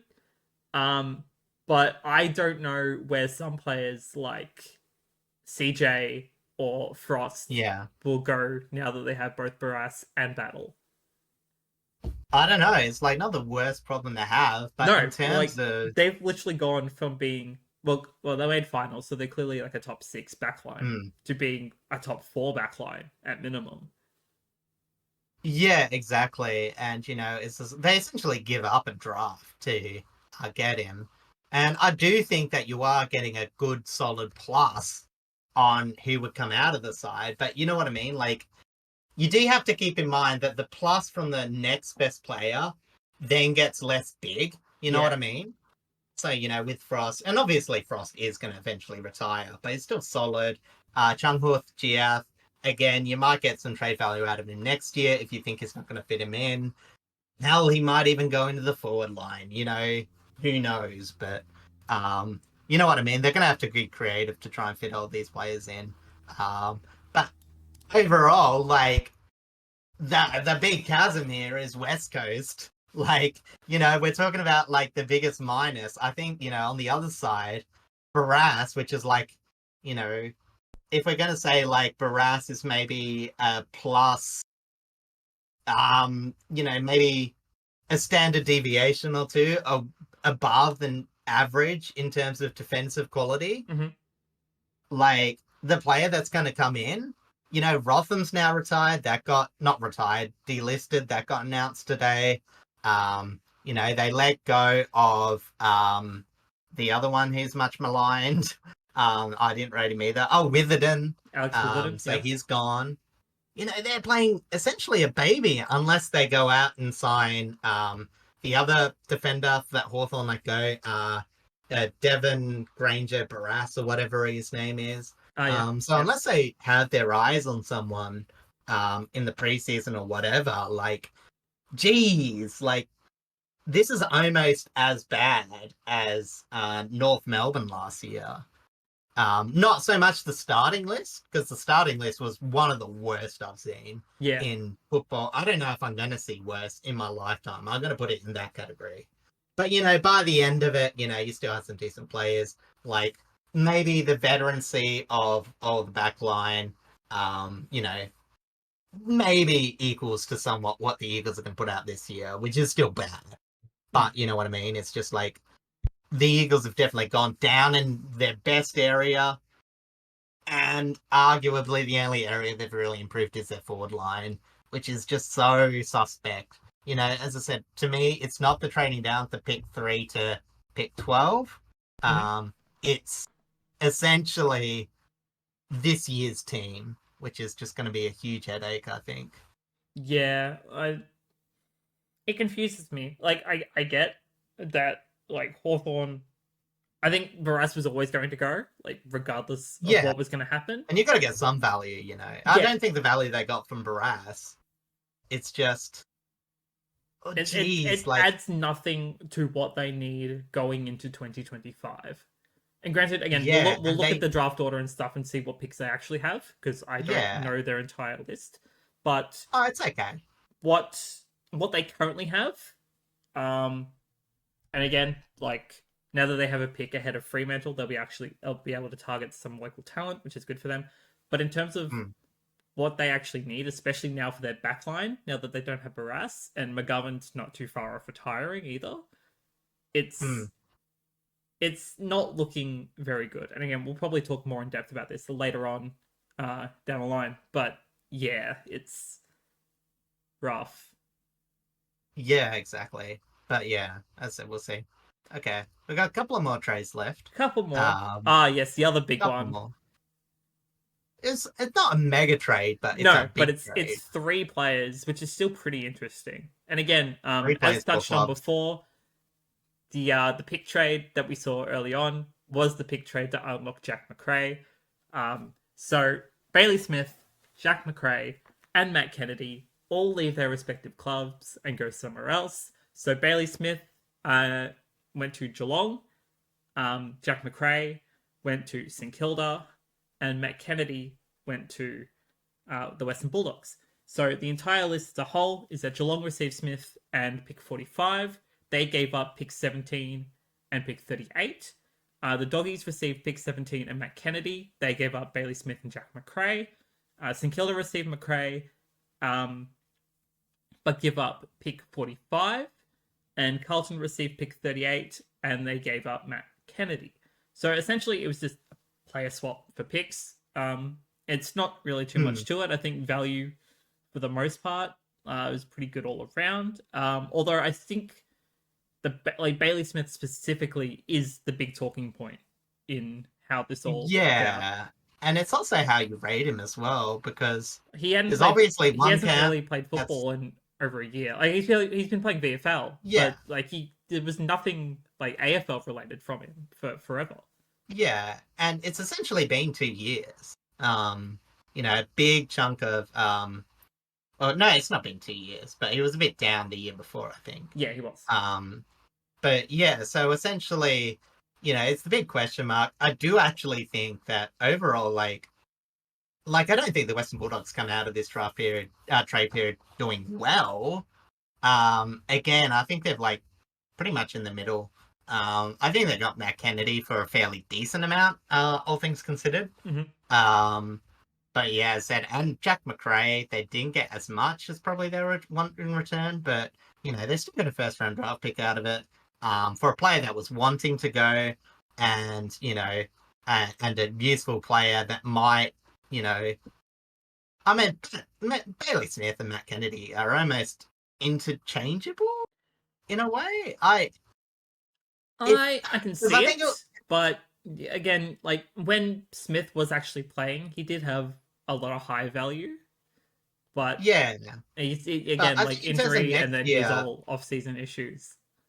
yeah, because if you look at Matt Kennedy's year last year, of this season, he was very useful. Like, the only thing I will say about him is, as a midfield that plays in the forward line, he's fantastic at generating score.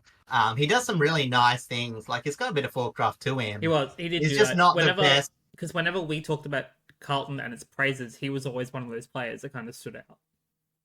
Yeah, it's just his goal kicking is pretty horrendous, Mm. to put it frankly.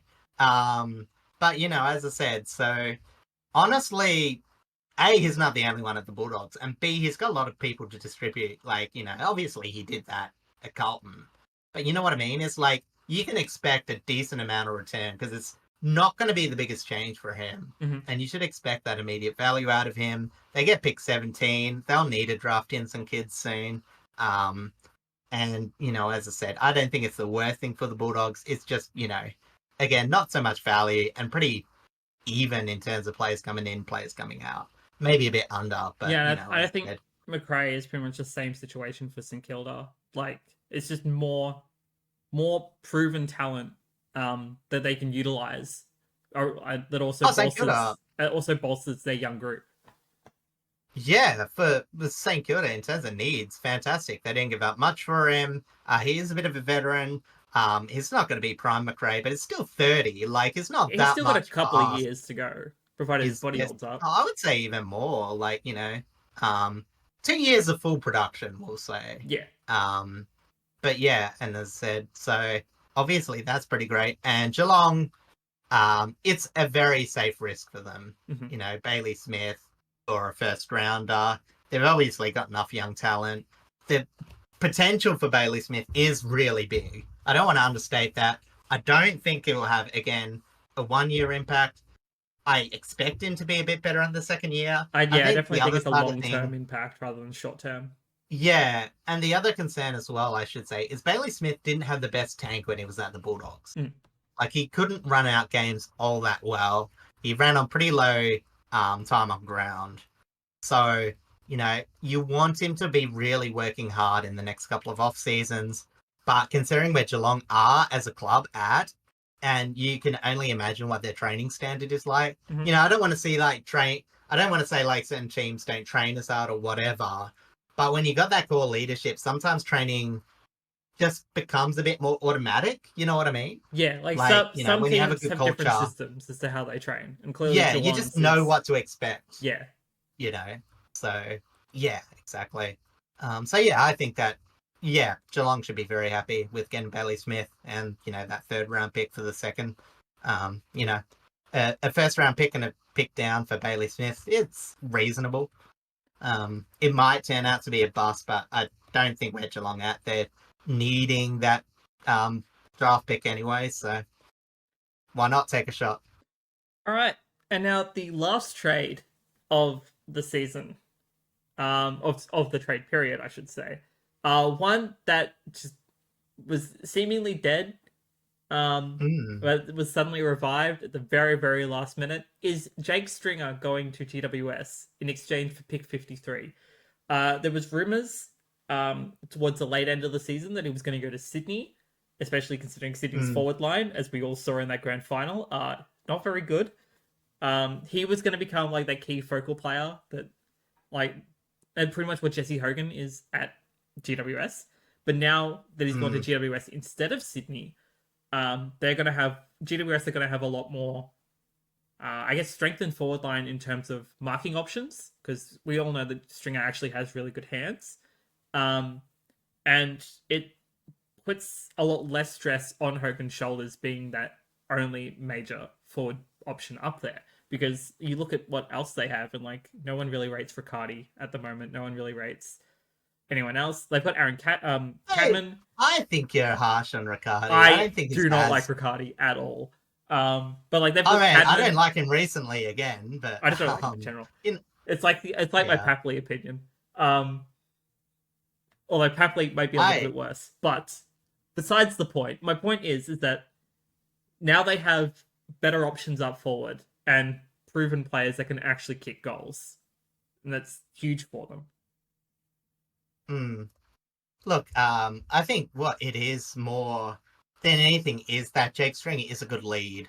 That too. And I think that does help out some of the young, tall players, provides a little separation, because obviously these Cole forwards, they're not going to be in the leading lanes that Hogan's going to take up as much.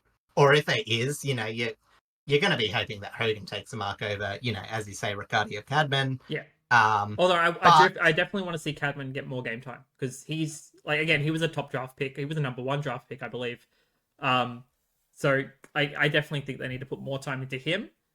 So I think like this, I think he's playing mostly mid forward currently. So if they rotate between Cadman, Hogan, Stringer, I think that works out fine because Stringer knows how to play midfield as well.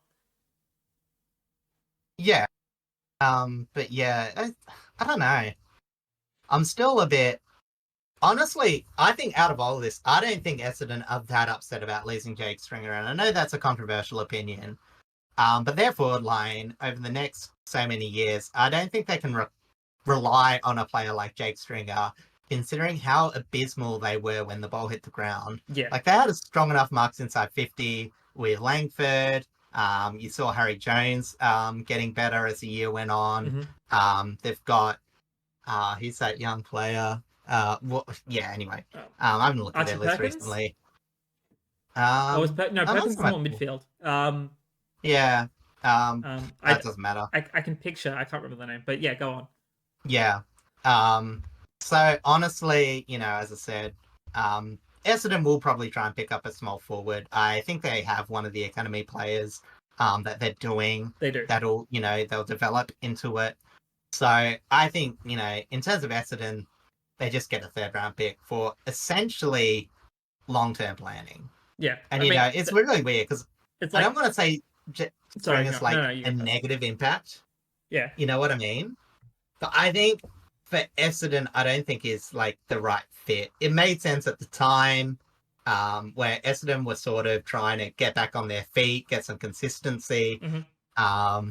But they're still got another couple of years, and being found out as they did in the last half of this season, especially those games where Jake Stringer went quiet, like it's just a luxury they couldn't afford. Yeah. Like GWS, Jake Stringer can just come up in and out. They've got the more consistent one in Toby Green. They've got Brent Daniels to be that consistent distributor. Mm-hmm. So Stringer, if he just gives pure goals, because he got 42 this season. Stringer could literally just play full forward, and Hogan can play half forward as the pure tall. Yeah, I know what you mean. I don't think it's going to play full forward, but if he a wants weird to tandem. kick goals, he can just play deep. Like there's no issues there. Yeah, well, as I said, it spreads out GWS's forward, and as I said, Cadman, who is actually not too bad when the ball hits the ground, and also not too bad at distribution. He can actually play up a bit if he wants. But yeah, as I said, I do think this is okay for GWS. I honestly have very mixed opinions about Stringer. But in terms of a team that can afford a flash in the pan player, it's definitely GWS. So I think this is just decent. Yeah, and and even if they only get the next 2-3 years out of him, that's still good value in terms of again helping to grow Cadman just for one major example. Yeah. But well, they're in the finals window. Yeah, exactly right. They're a young team, but this sort of veteran player, definitely, I don't know if it's obvious because I doubt very many people would believe that Jake Stringer is that great a leader per se, considering some of his indiscretions. But but neither is in Jesse terms Hogan. I don't know. I've never really thought about Jesse Hogan that much, but yeah, as I said, it's just fine. GWS have problems in other areas maybe, but yeah, as I said, it's just in a trade period they lost. Essentially, getting Stringer was still pretty good. Yeah. All right, that is the end of the AFL 2024 trade period. Let's move on to the draft and how everything currently looks before the draft goes on in a couple of weeks. So we have pretty much every team and their picks. So I'm just going to quickly run through it. Adelaide have 4 and 64. Brisbane have 27, 34, 42, 43, 49, 60, and 66. We've already established why they have so many low picks. Carlton have picked 3, 38, 63, 68, 69, pretty nice, and 72. Collingwood have 52, 55, and 58. Essendon have 28, 31, 40, 46, 53, 54, and 65. Fremantle have 14, 30, and 67. Geelong have 45, 57, 75. Gold Coast have 39, 41, 51, 61, 70, 76, 78. GWS have 15, 16, 21, 37, 56, 74. Hawthorn have 33, 71, and 77. Melbourne have 5 and 9, which is actually huge for them considering where they finished at the end of the season. North Melbourne have picked 2 and 62. Port Adelaide have 13, 29, 36, and 50. Richmond have 1, 6, 10, 11, 18, 20, 23, and 24. I am very happy with that. If you want some good lottery numbers, that's your hand right there. St Kilda is pick 7, pick 8, 32, and 47. Sydney have 19, 22, 44, and 59. West Coast have 12, 26, and 73. And the Western Bulldogs have 17, 25, 35, and 48. Now, to look at the indicative draft order, I'll pretty much just read up to the end of the first round because that's actually mostly all that I've got. Actually, I have all of them here, but the first round will be what we focus on the most. So obviously, pick 1 goes to Richmond, and then North Melbourne, then Carlton, then Adelaide, Melbourne, Richmond again, St Kilda twice, 7 and 8, then Melbourne, then Richmond at 10 and 11, West Coast at 12, Port Adelaide at 13, Freo 14, GWS at 15, 16, Doggies have 17, Richmond 18, Sydney 19, Richmond 20, GWS 21, Sydney 22, and Richmond 23. So it's pretty stacked early on. Mm-hmm. And yeah. Oh, sorry, you go. No, you go. I was gonna just lead into you anyway. Okay, well, I was going to ask you, and, as I said, this is a bit, what Richmond are going to do with so many high round draft picks. Because to me, they're not going to keep all of these picks for the next 5 or 6 years, It's just the way salary cap works. You can't possibly... Yeah, no, Let's just say they were all 50 to 100 game players, because by the time the first contract, that's around the games that we'll have. They just can't keep them. Well, as far as I'm aware, which I'm about to double check now, we haven't delisted anyone as of yet. So... Oh, no, I'm not talking about now. Like, they could fit them all in the list. Oh, yeah, but, I know. Like, in terms of 3 or 4 years down the track, like, you just couldn't possibly keep them all on. But I mean, like, in terms of the players that we currently have on our list, granted, all these trades and retirees that we had this season, not to mention the retirement of Rioli and Cochin last season, definitely, took a lot out of our salary, added to our salary cap in terms of what we can get. So we could actually keep all of the players that we currently have and still recruit everyone out of this draft using all of our picks. Yeah. But in terms of what we need, I do see us targeting probably another... We're definitely targeting some midfielders, especially because, again, Prestia probably only has one more year in him, and again, he's injury prone. As much as I loved how he looked at the second half of this season when he finally got his hamstrings right for a bit, again, he's when he's fit, he's our best midfielder by far. There's no doubt about that. But we need to recruit and nurture players that can fill that role once he retires. Help out Toronto and Hopper a bit more would be great. I wouldn't mind another wingman or two as well. Having Hugo Ralphsmith and Jack Ross out there is very good. Camden McIntosh probably only has one more year in him, I'll be honest. And obviously Pickett has just left, so we definitely need at least one more wingman out there. halfback, because again we just lost Rioli, so having someone to fill that role would be nice. And then definitely some help up forward too, because Lynch isn't going to be very helpful. I think Bolter is going to be playing. I'd like to see Bolter stay defense rather than in attack, because I think that's where his best strength is. So having recruiting one or two tall forwards would be nice, like key tall forwards.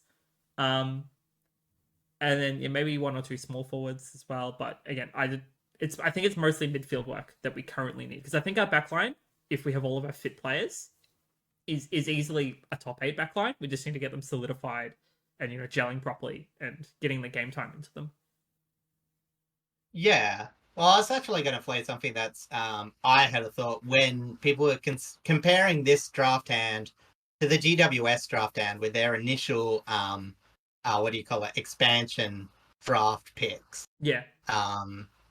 And what obviously GWS did really good, and I think Richmond can learn a bit from, is the picking, and I know it's always a bit speculative, of a lot of key forward players, like key position players, valuing height. I was literally just thinking that as you mentioned it, because the number 1 draft pick for that season was Jonathan Patton, which is a key forward. Yeah, exactly.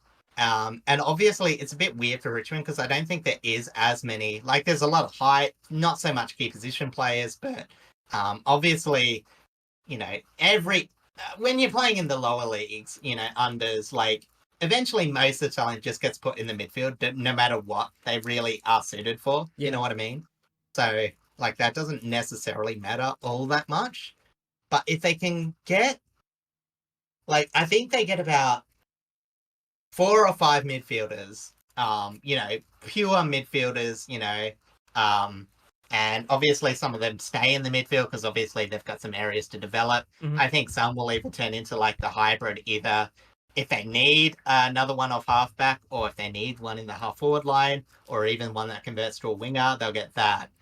But I would like to see them, in times that's convenient, take the best key position player, even if it's like 1 or 2 picks ahead of where it may be, or even because they have so many picks, maybe they pick it forward thinking that, the next best midfielder, might be actually better to take later. You know what I mean? Yeah. Like they need to think about taking, in terms of the wider context, it's not always about picking the best available player, but one that's like, okay, it still fits a need, but if, as I said, you can't manage all these picks, eventually if they're all solid players, you'll just break the draft cap. So you want players that will have at least some trade currency. Mm-hmm. So, even because we saw like all these players that GWS discarded, they weren't necessarily the best players, as said, Jonathan Pattons, he didn't get traded obviously, or did he actually? No, he went to Hawthorn, didn't he? Yeah, he went to Hawthorn and then did not really make an appearance at all because he had some off-field indiscretions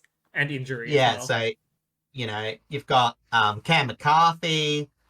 You had, there was another one too that I vaguely can't remember. But you know what I mean? It's like they worked really well in, deciding early, we've got a player on the fringe. We don't think it's going to work into a longer term plan, but we're going to get a bit back for him. And that's where you see, Richmond in 2 or 3 years being able to get players, because they are a big club. Even if they're like show trends of upwards, they'll be able to draw players to Richmond, mm-hmm. And then they'll be able to make trades that will flesh out their list a bit more.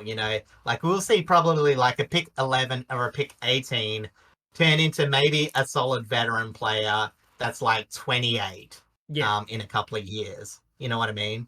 And they'll still have a pool of young players to also bolster their list. Yeah, great. Like we still have like Judson Clark, Steely Green. We've got a bunch of younger players that we've recruited in the past couple of years that have showed promising signs.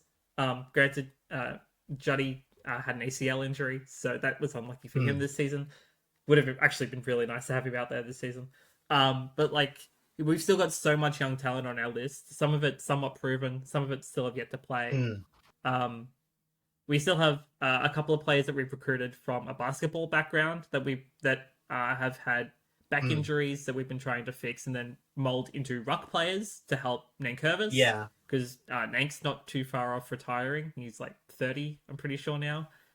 29, 30. I think we talked about this a couple Solid weeks ago. season last year, but definitely didn't have any support whatsoever. Yeah, like losing Soldo when we actually need Soldo was not a great idea. But, that's how it was, whatever. Wanted to go. Yeah. But yeah, like definitely, I think recruiting, if we can, recruit a key forward and a key ruck, just in case. Ruck specifically just in case, but a key forward is probably desperate. Like, again, we have Lafau, and Lafau is amazing, but he's not tall. Or he's not tall enough to be a key forward like Lynch is. Lynch, still injury prone currently. He's likely, I very much doubt he's going to survive next year. Yeah. So having someone... Look, I will say about Lafau, if he comes back, as much about what I say about him is the same as I attribute to, Ben Long. The fact you're getting so much value out of him is absolutely fantastic. But I don't think it's sustainable to build a forward line around him. No, absolutely. He's not tall enough to build a sustainable forward line around him. So we definitely need someone. I definitely need a key position forward. Because I think we have a bunch of good younger talent that can surround a key position forward, but we just need that key position forward. And I hope it's not Bolter. As much as I love Bolter, I love he's signed a big deal and he's going to stay for a long time, hopefully. But I'd prefer him in the back line. Yeah, exactly.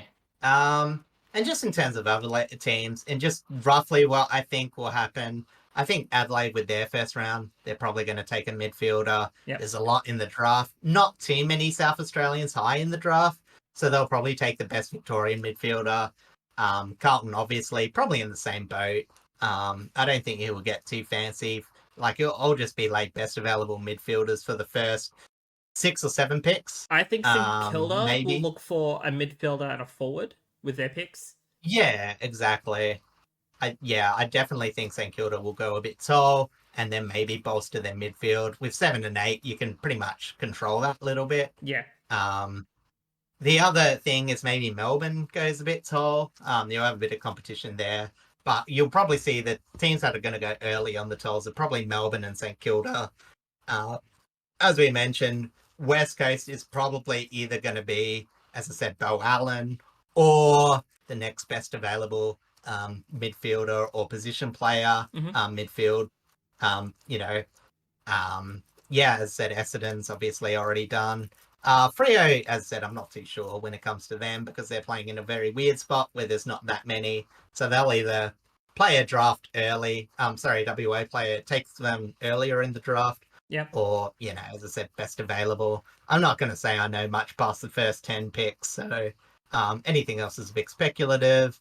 But the other team I want to see is I want to see the Western Bulldogs target a bit of pace in the draft.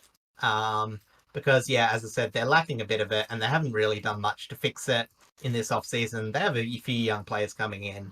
But I'd really want them to, it'll still probably be a midfielder. But they really need to get a bit of pace because a lot of their players are getting older.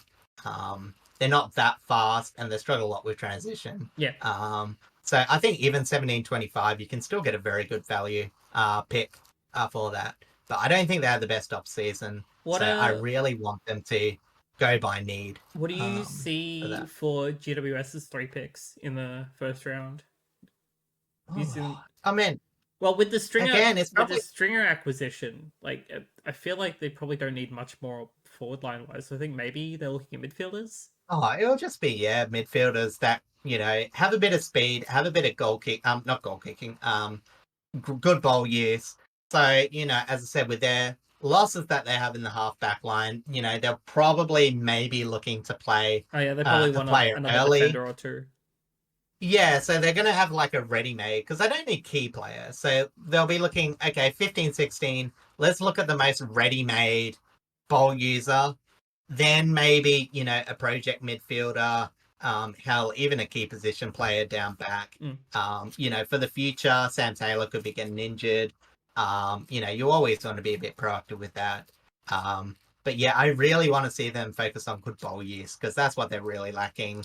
And they've got high enough picks where there'll still be a player that's not as flashy, but uses the ball well enough, and it might be seen as speculative, but I think they've got to go for one of those sort of picks, and that'll be either like 16 or 21. I feel. Yeah, I completely agree.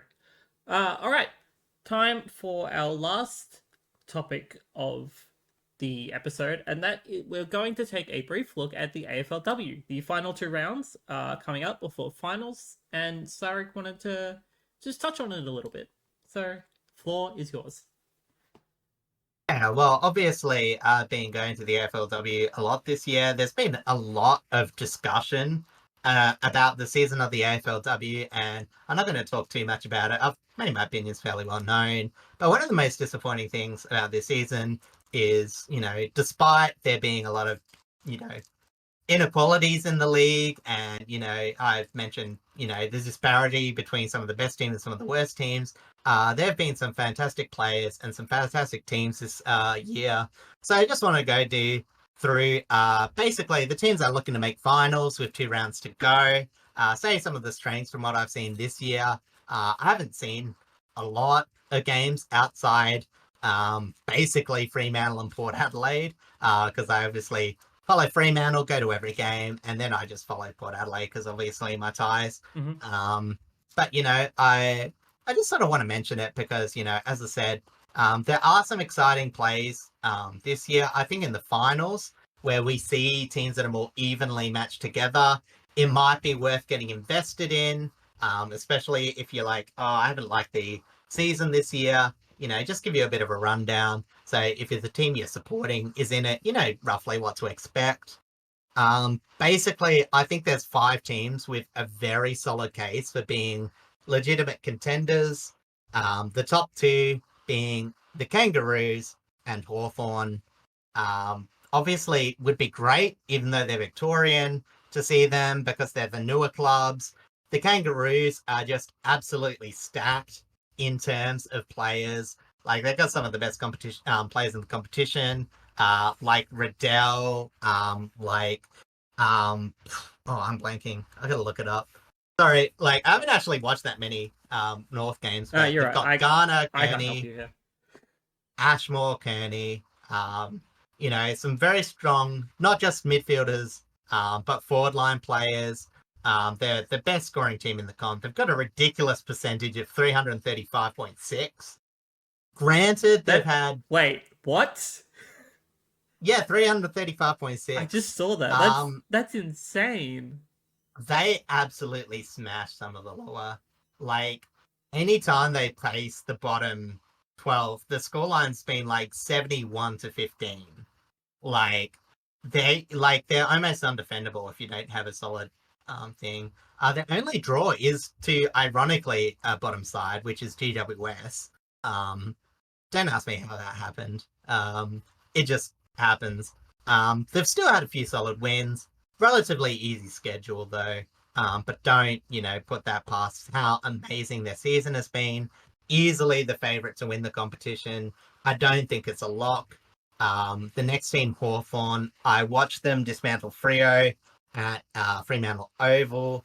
Very fast-paced team. One of the better teams to watch in terms of play style, especially because they're slightly younger. And a lot of talent in the back line, as well as a few solid forwards.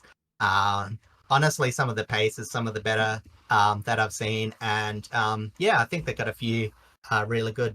Also, they're users of the ball. You can really see some of the players coming into the competition in this, what's the new round of draft picks where, young women are coming in having played, the full experience of the unders in the girls competitions, from ages 12 to 18, having that pathway, so obviously they've got some of the best players like Emily Bates, Ashmore, their forward line. Oh, their defender. I really like Tilly Lucas-Rod. I think she's an absolutely fantastic user of the ball.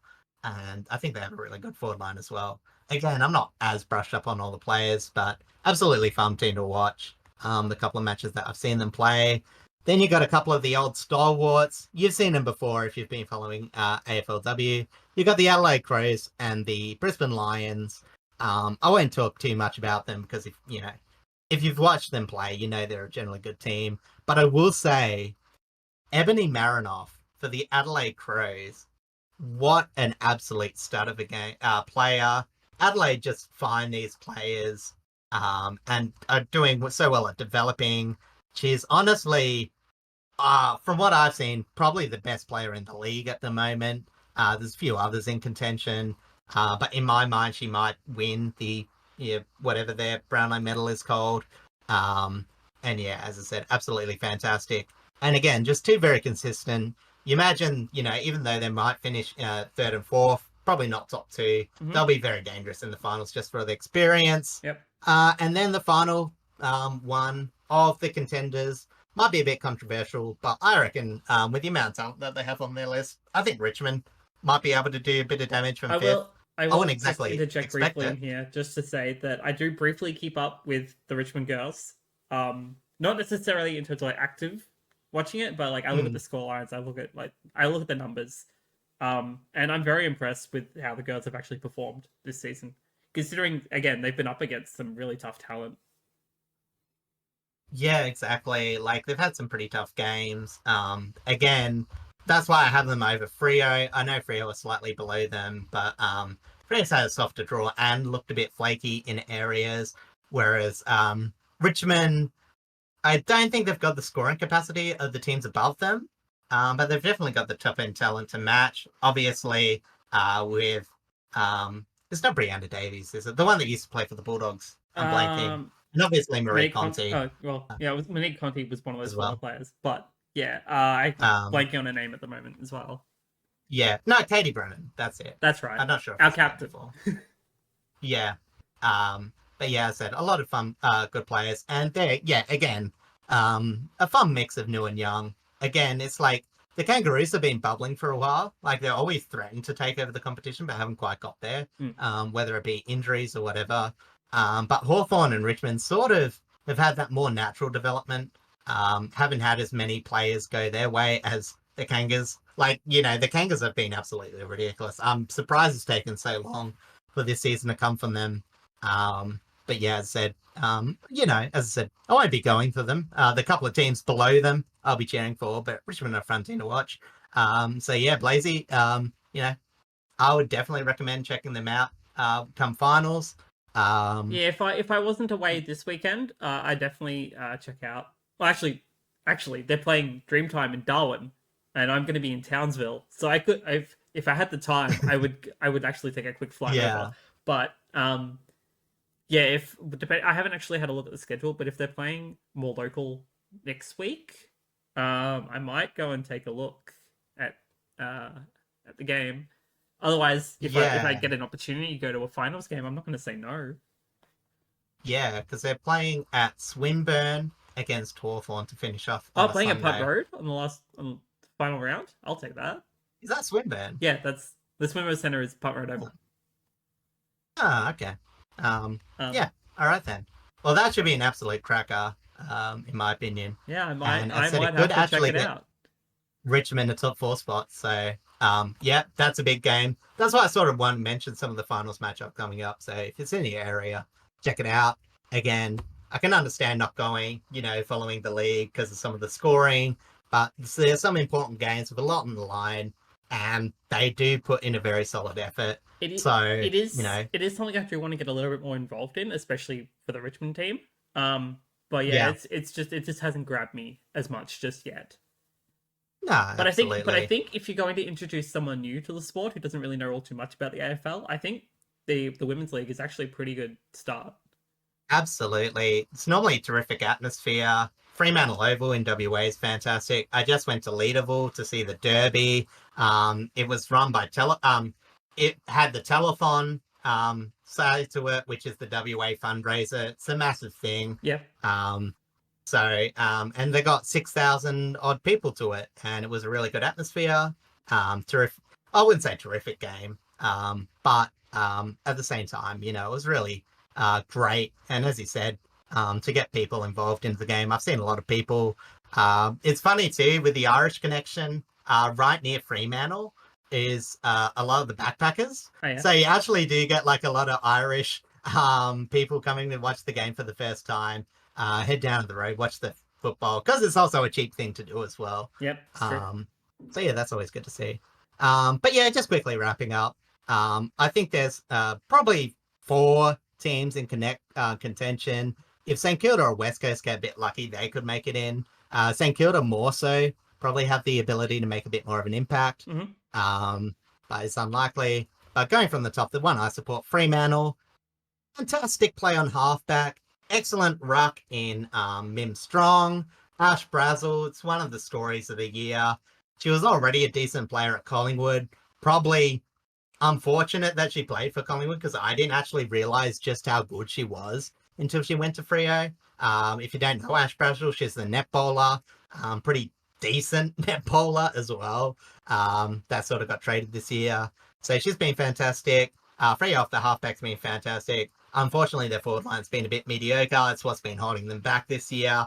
And obviously the big injury to Anya Teague. Again, talking about really talented Irish woman. It's sort of limited the sort of impact. They have found a decent player in Kikawak who's looking better as the years come on for a young talent. So hopefully that might, bolster it for them. I do think it's unlikely they'll go deep, but hopefully they might win elimination finals. And, they might be one of the first teams to have a natural rebuild, considering that a lot of the rebuilding teams have sort of languished there for a while because it's so hard with the teams coming in to get that talent back. Obviously, it helps when Freo are a 2-team state, so it makes it a lot easier to get the best WA talent. Yep. But yeah, so for me, it's really good to see them back after last year.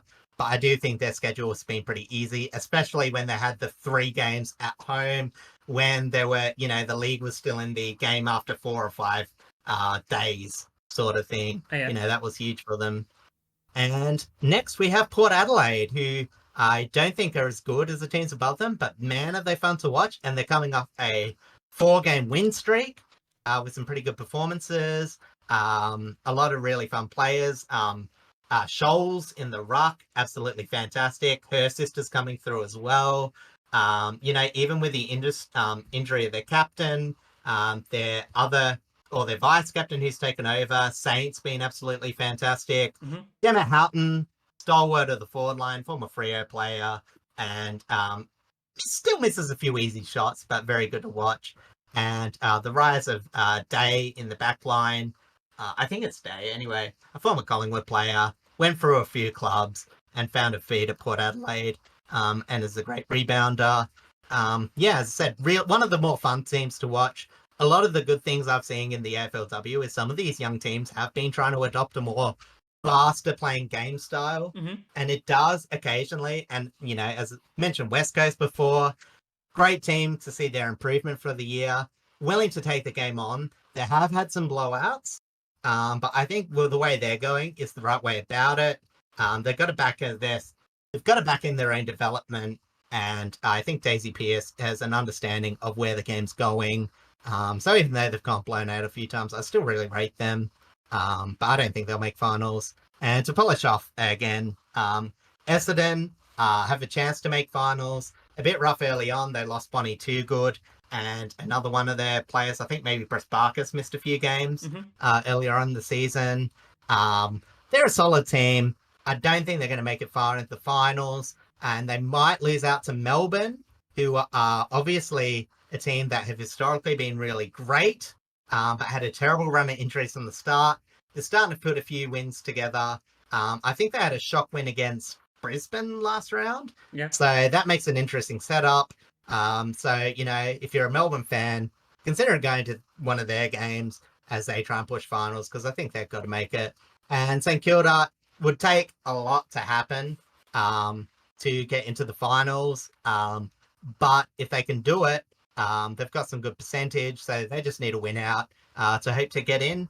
I don't actually know too much about St Kilda. I did watch them play Freo once. It was a pretty mediocre game.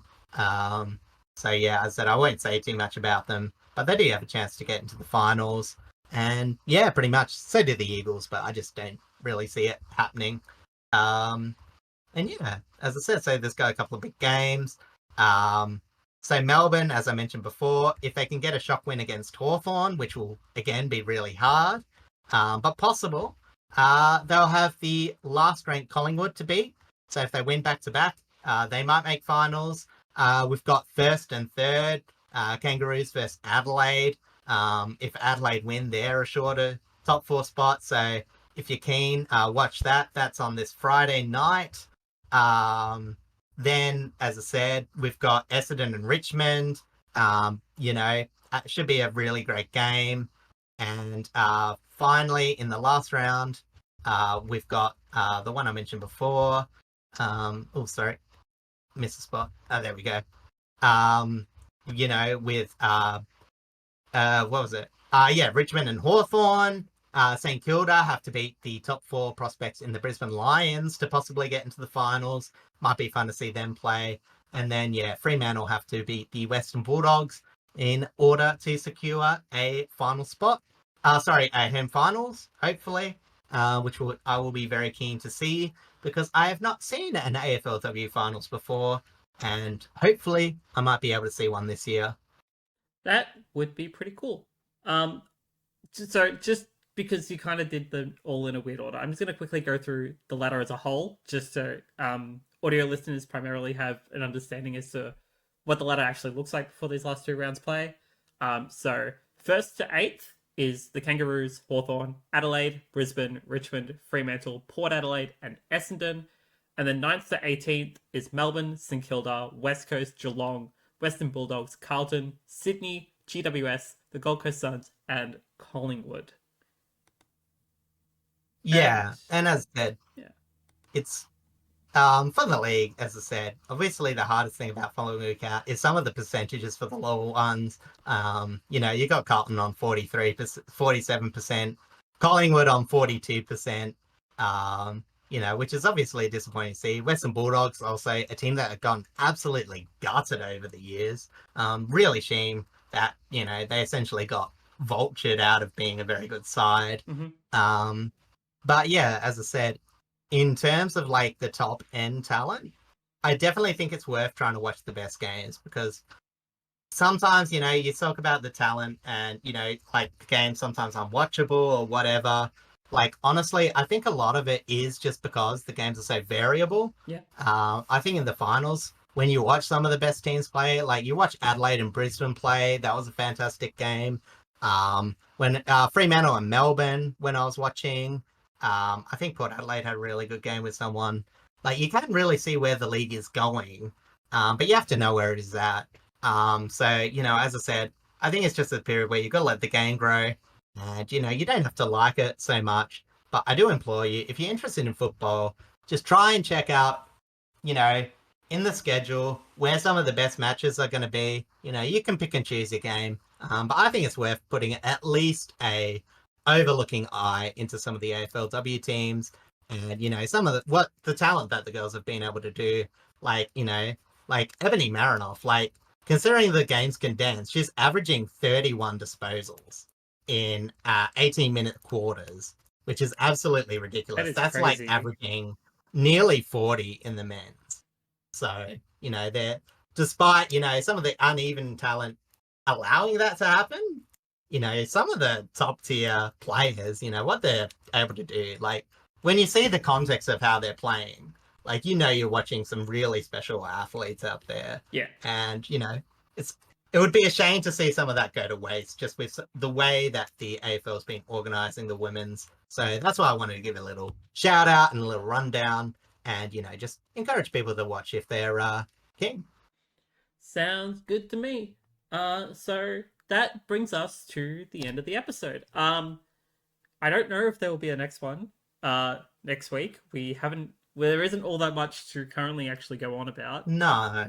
So next week might end up being a gap. Then we might do one possibly the week after as well. We might end up going on a mini hiatus until the draft. Yeah. Or until the AFLW finals start. And we might just do a brief overview of that once we know what the top 8 looks like. That's all up in the air. We will obviously let you all know if that is the case. But until then, thank you all so much for coming to join us for episode 34. Again, go check out podcast socials, check out my socials. Not that Psyrick posts much, but check out his socials. I've been doing a lot more work with other Overwatch groups, broadcast work specifically. So I'm not personally streaming, although technically I am.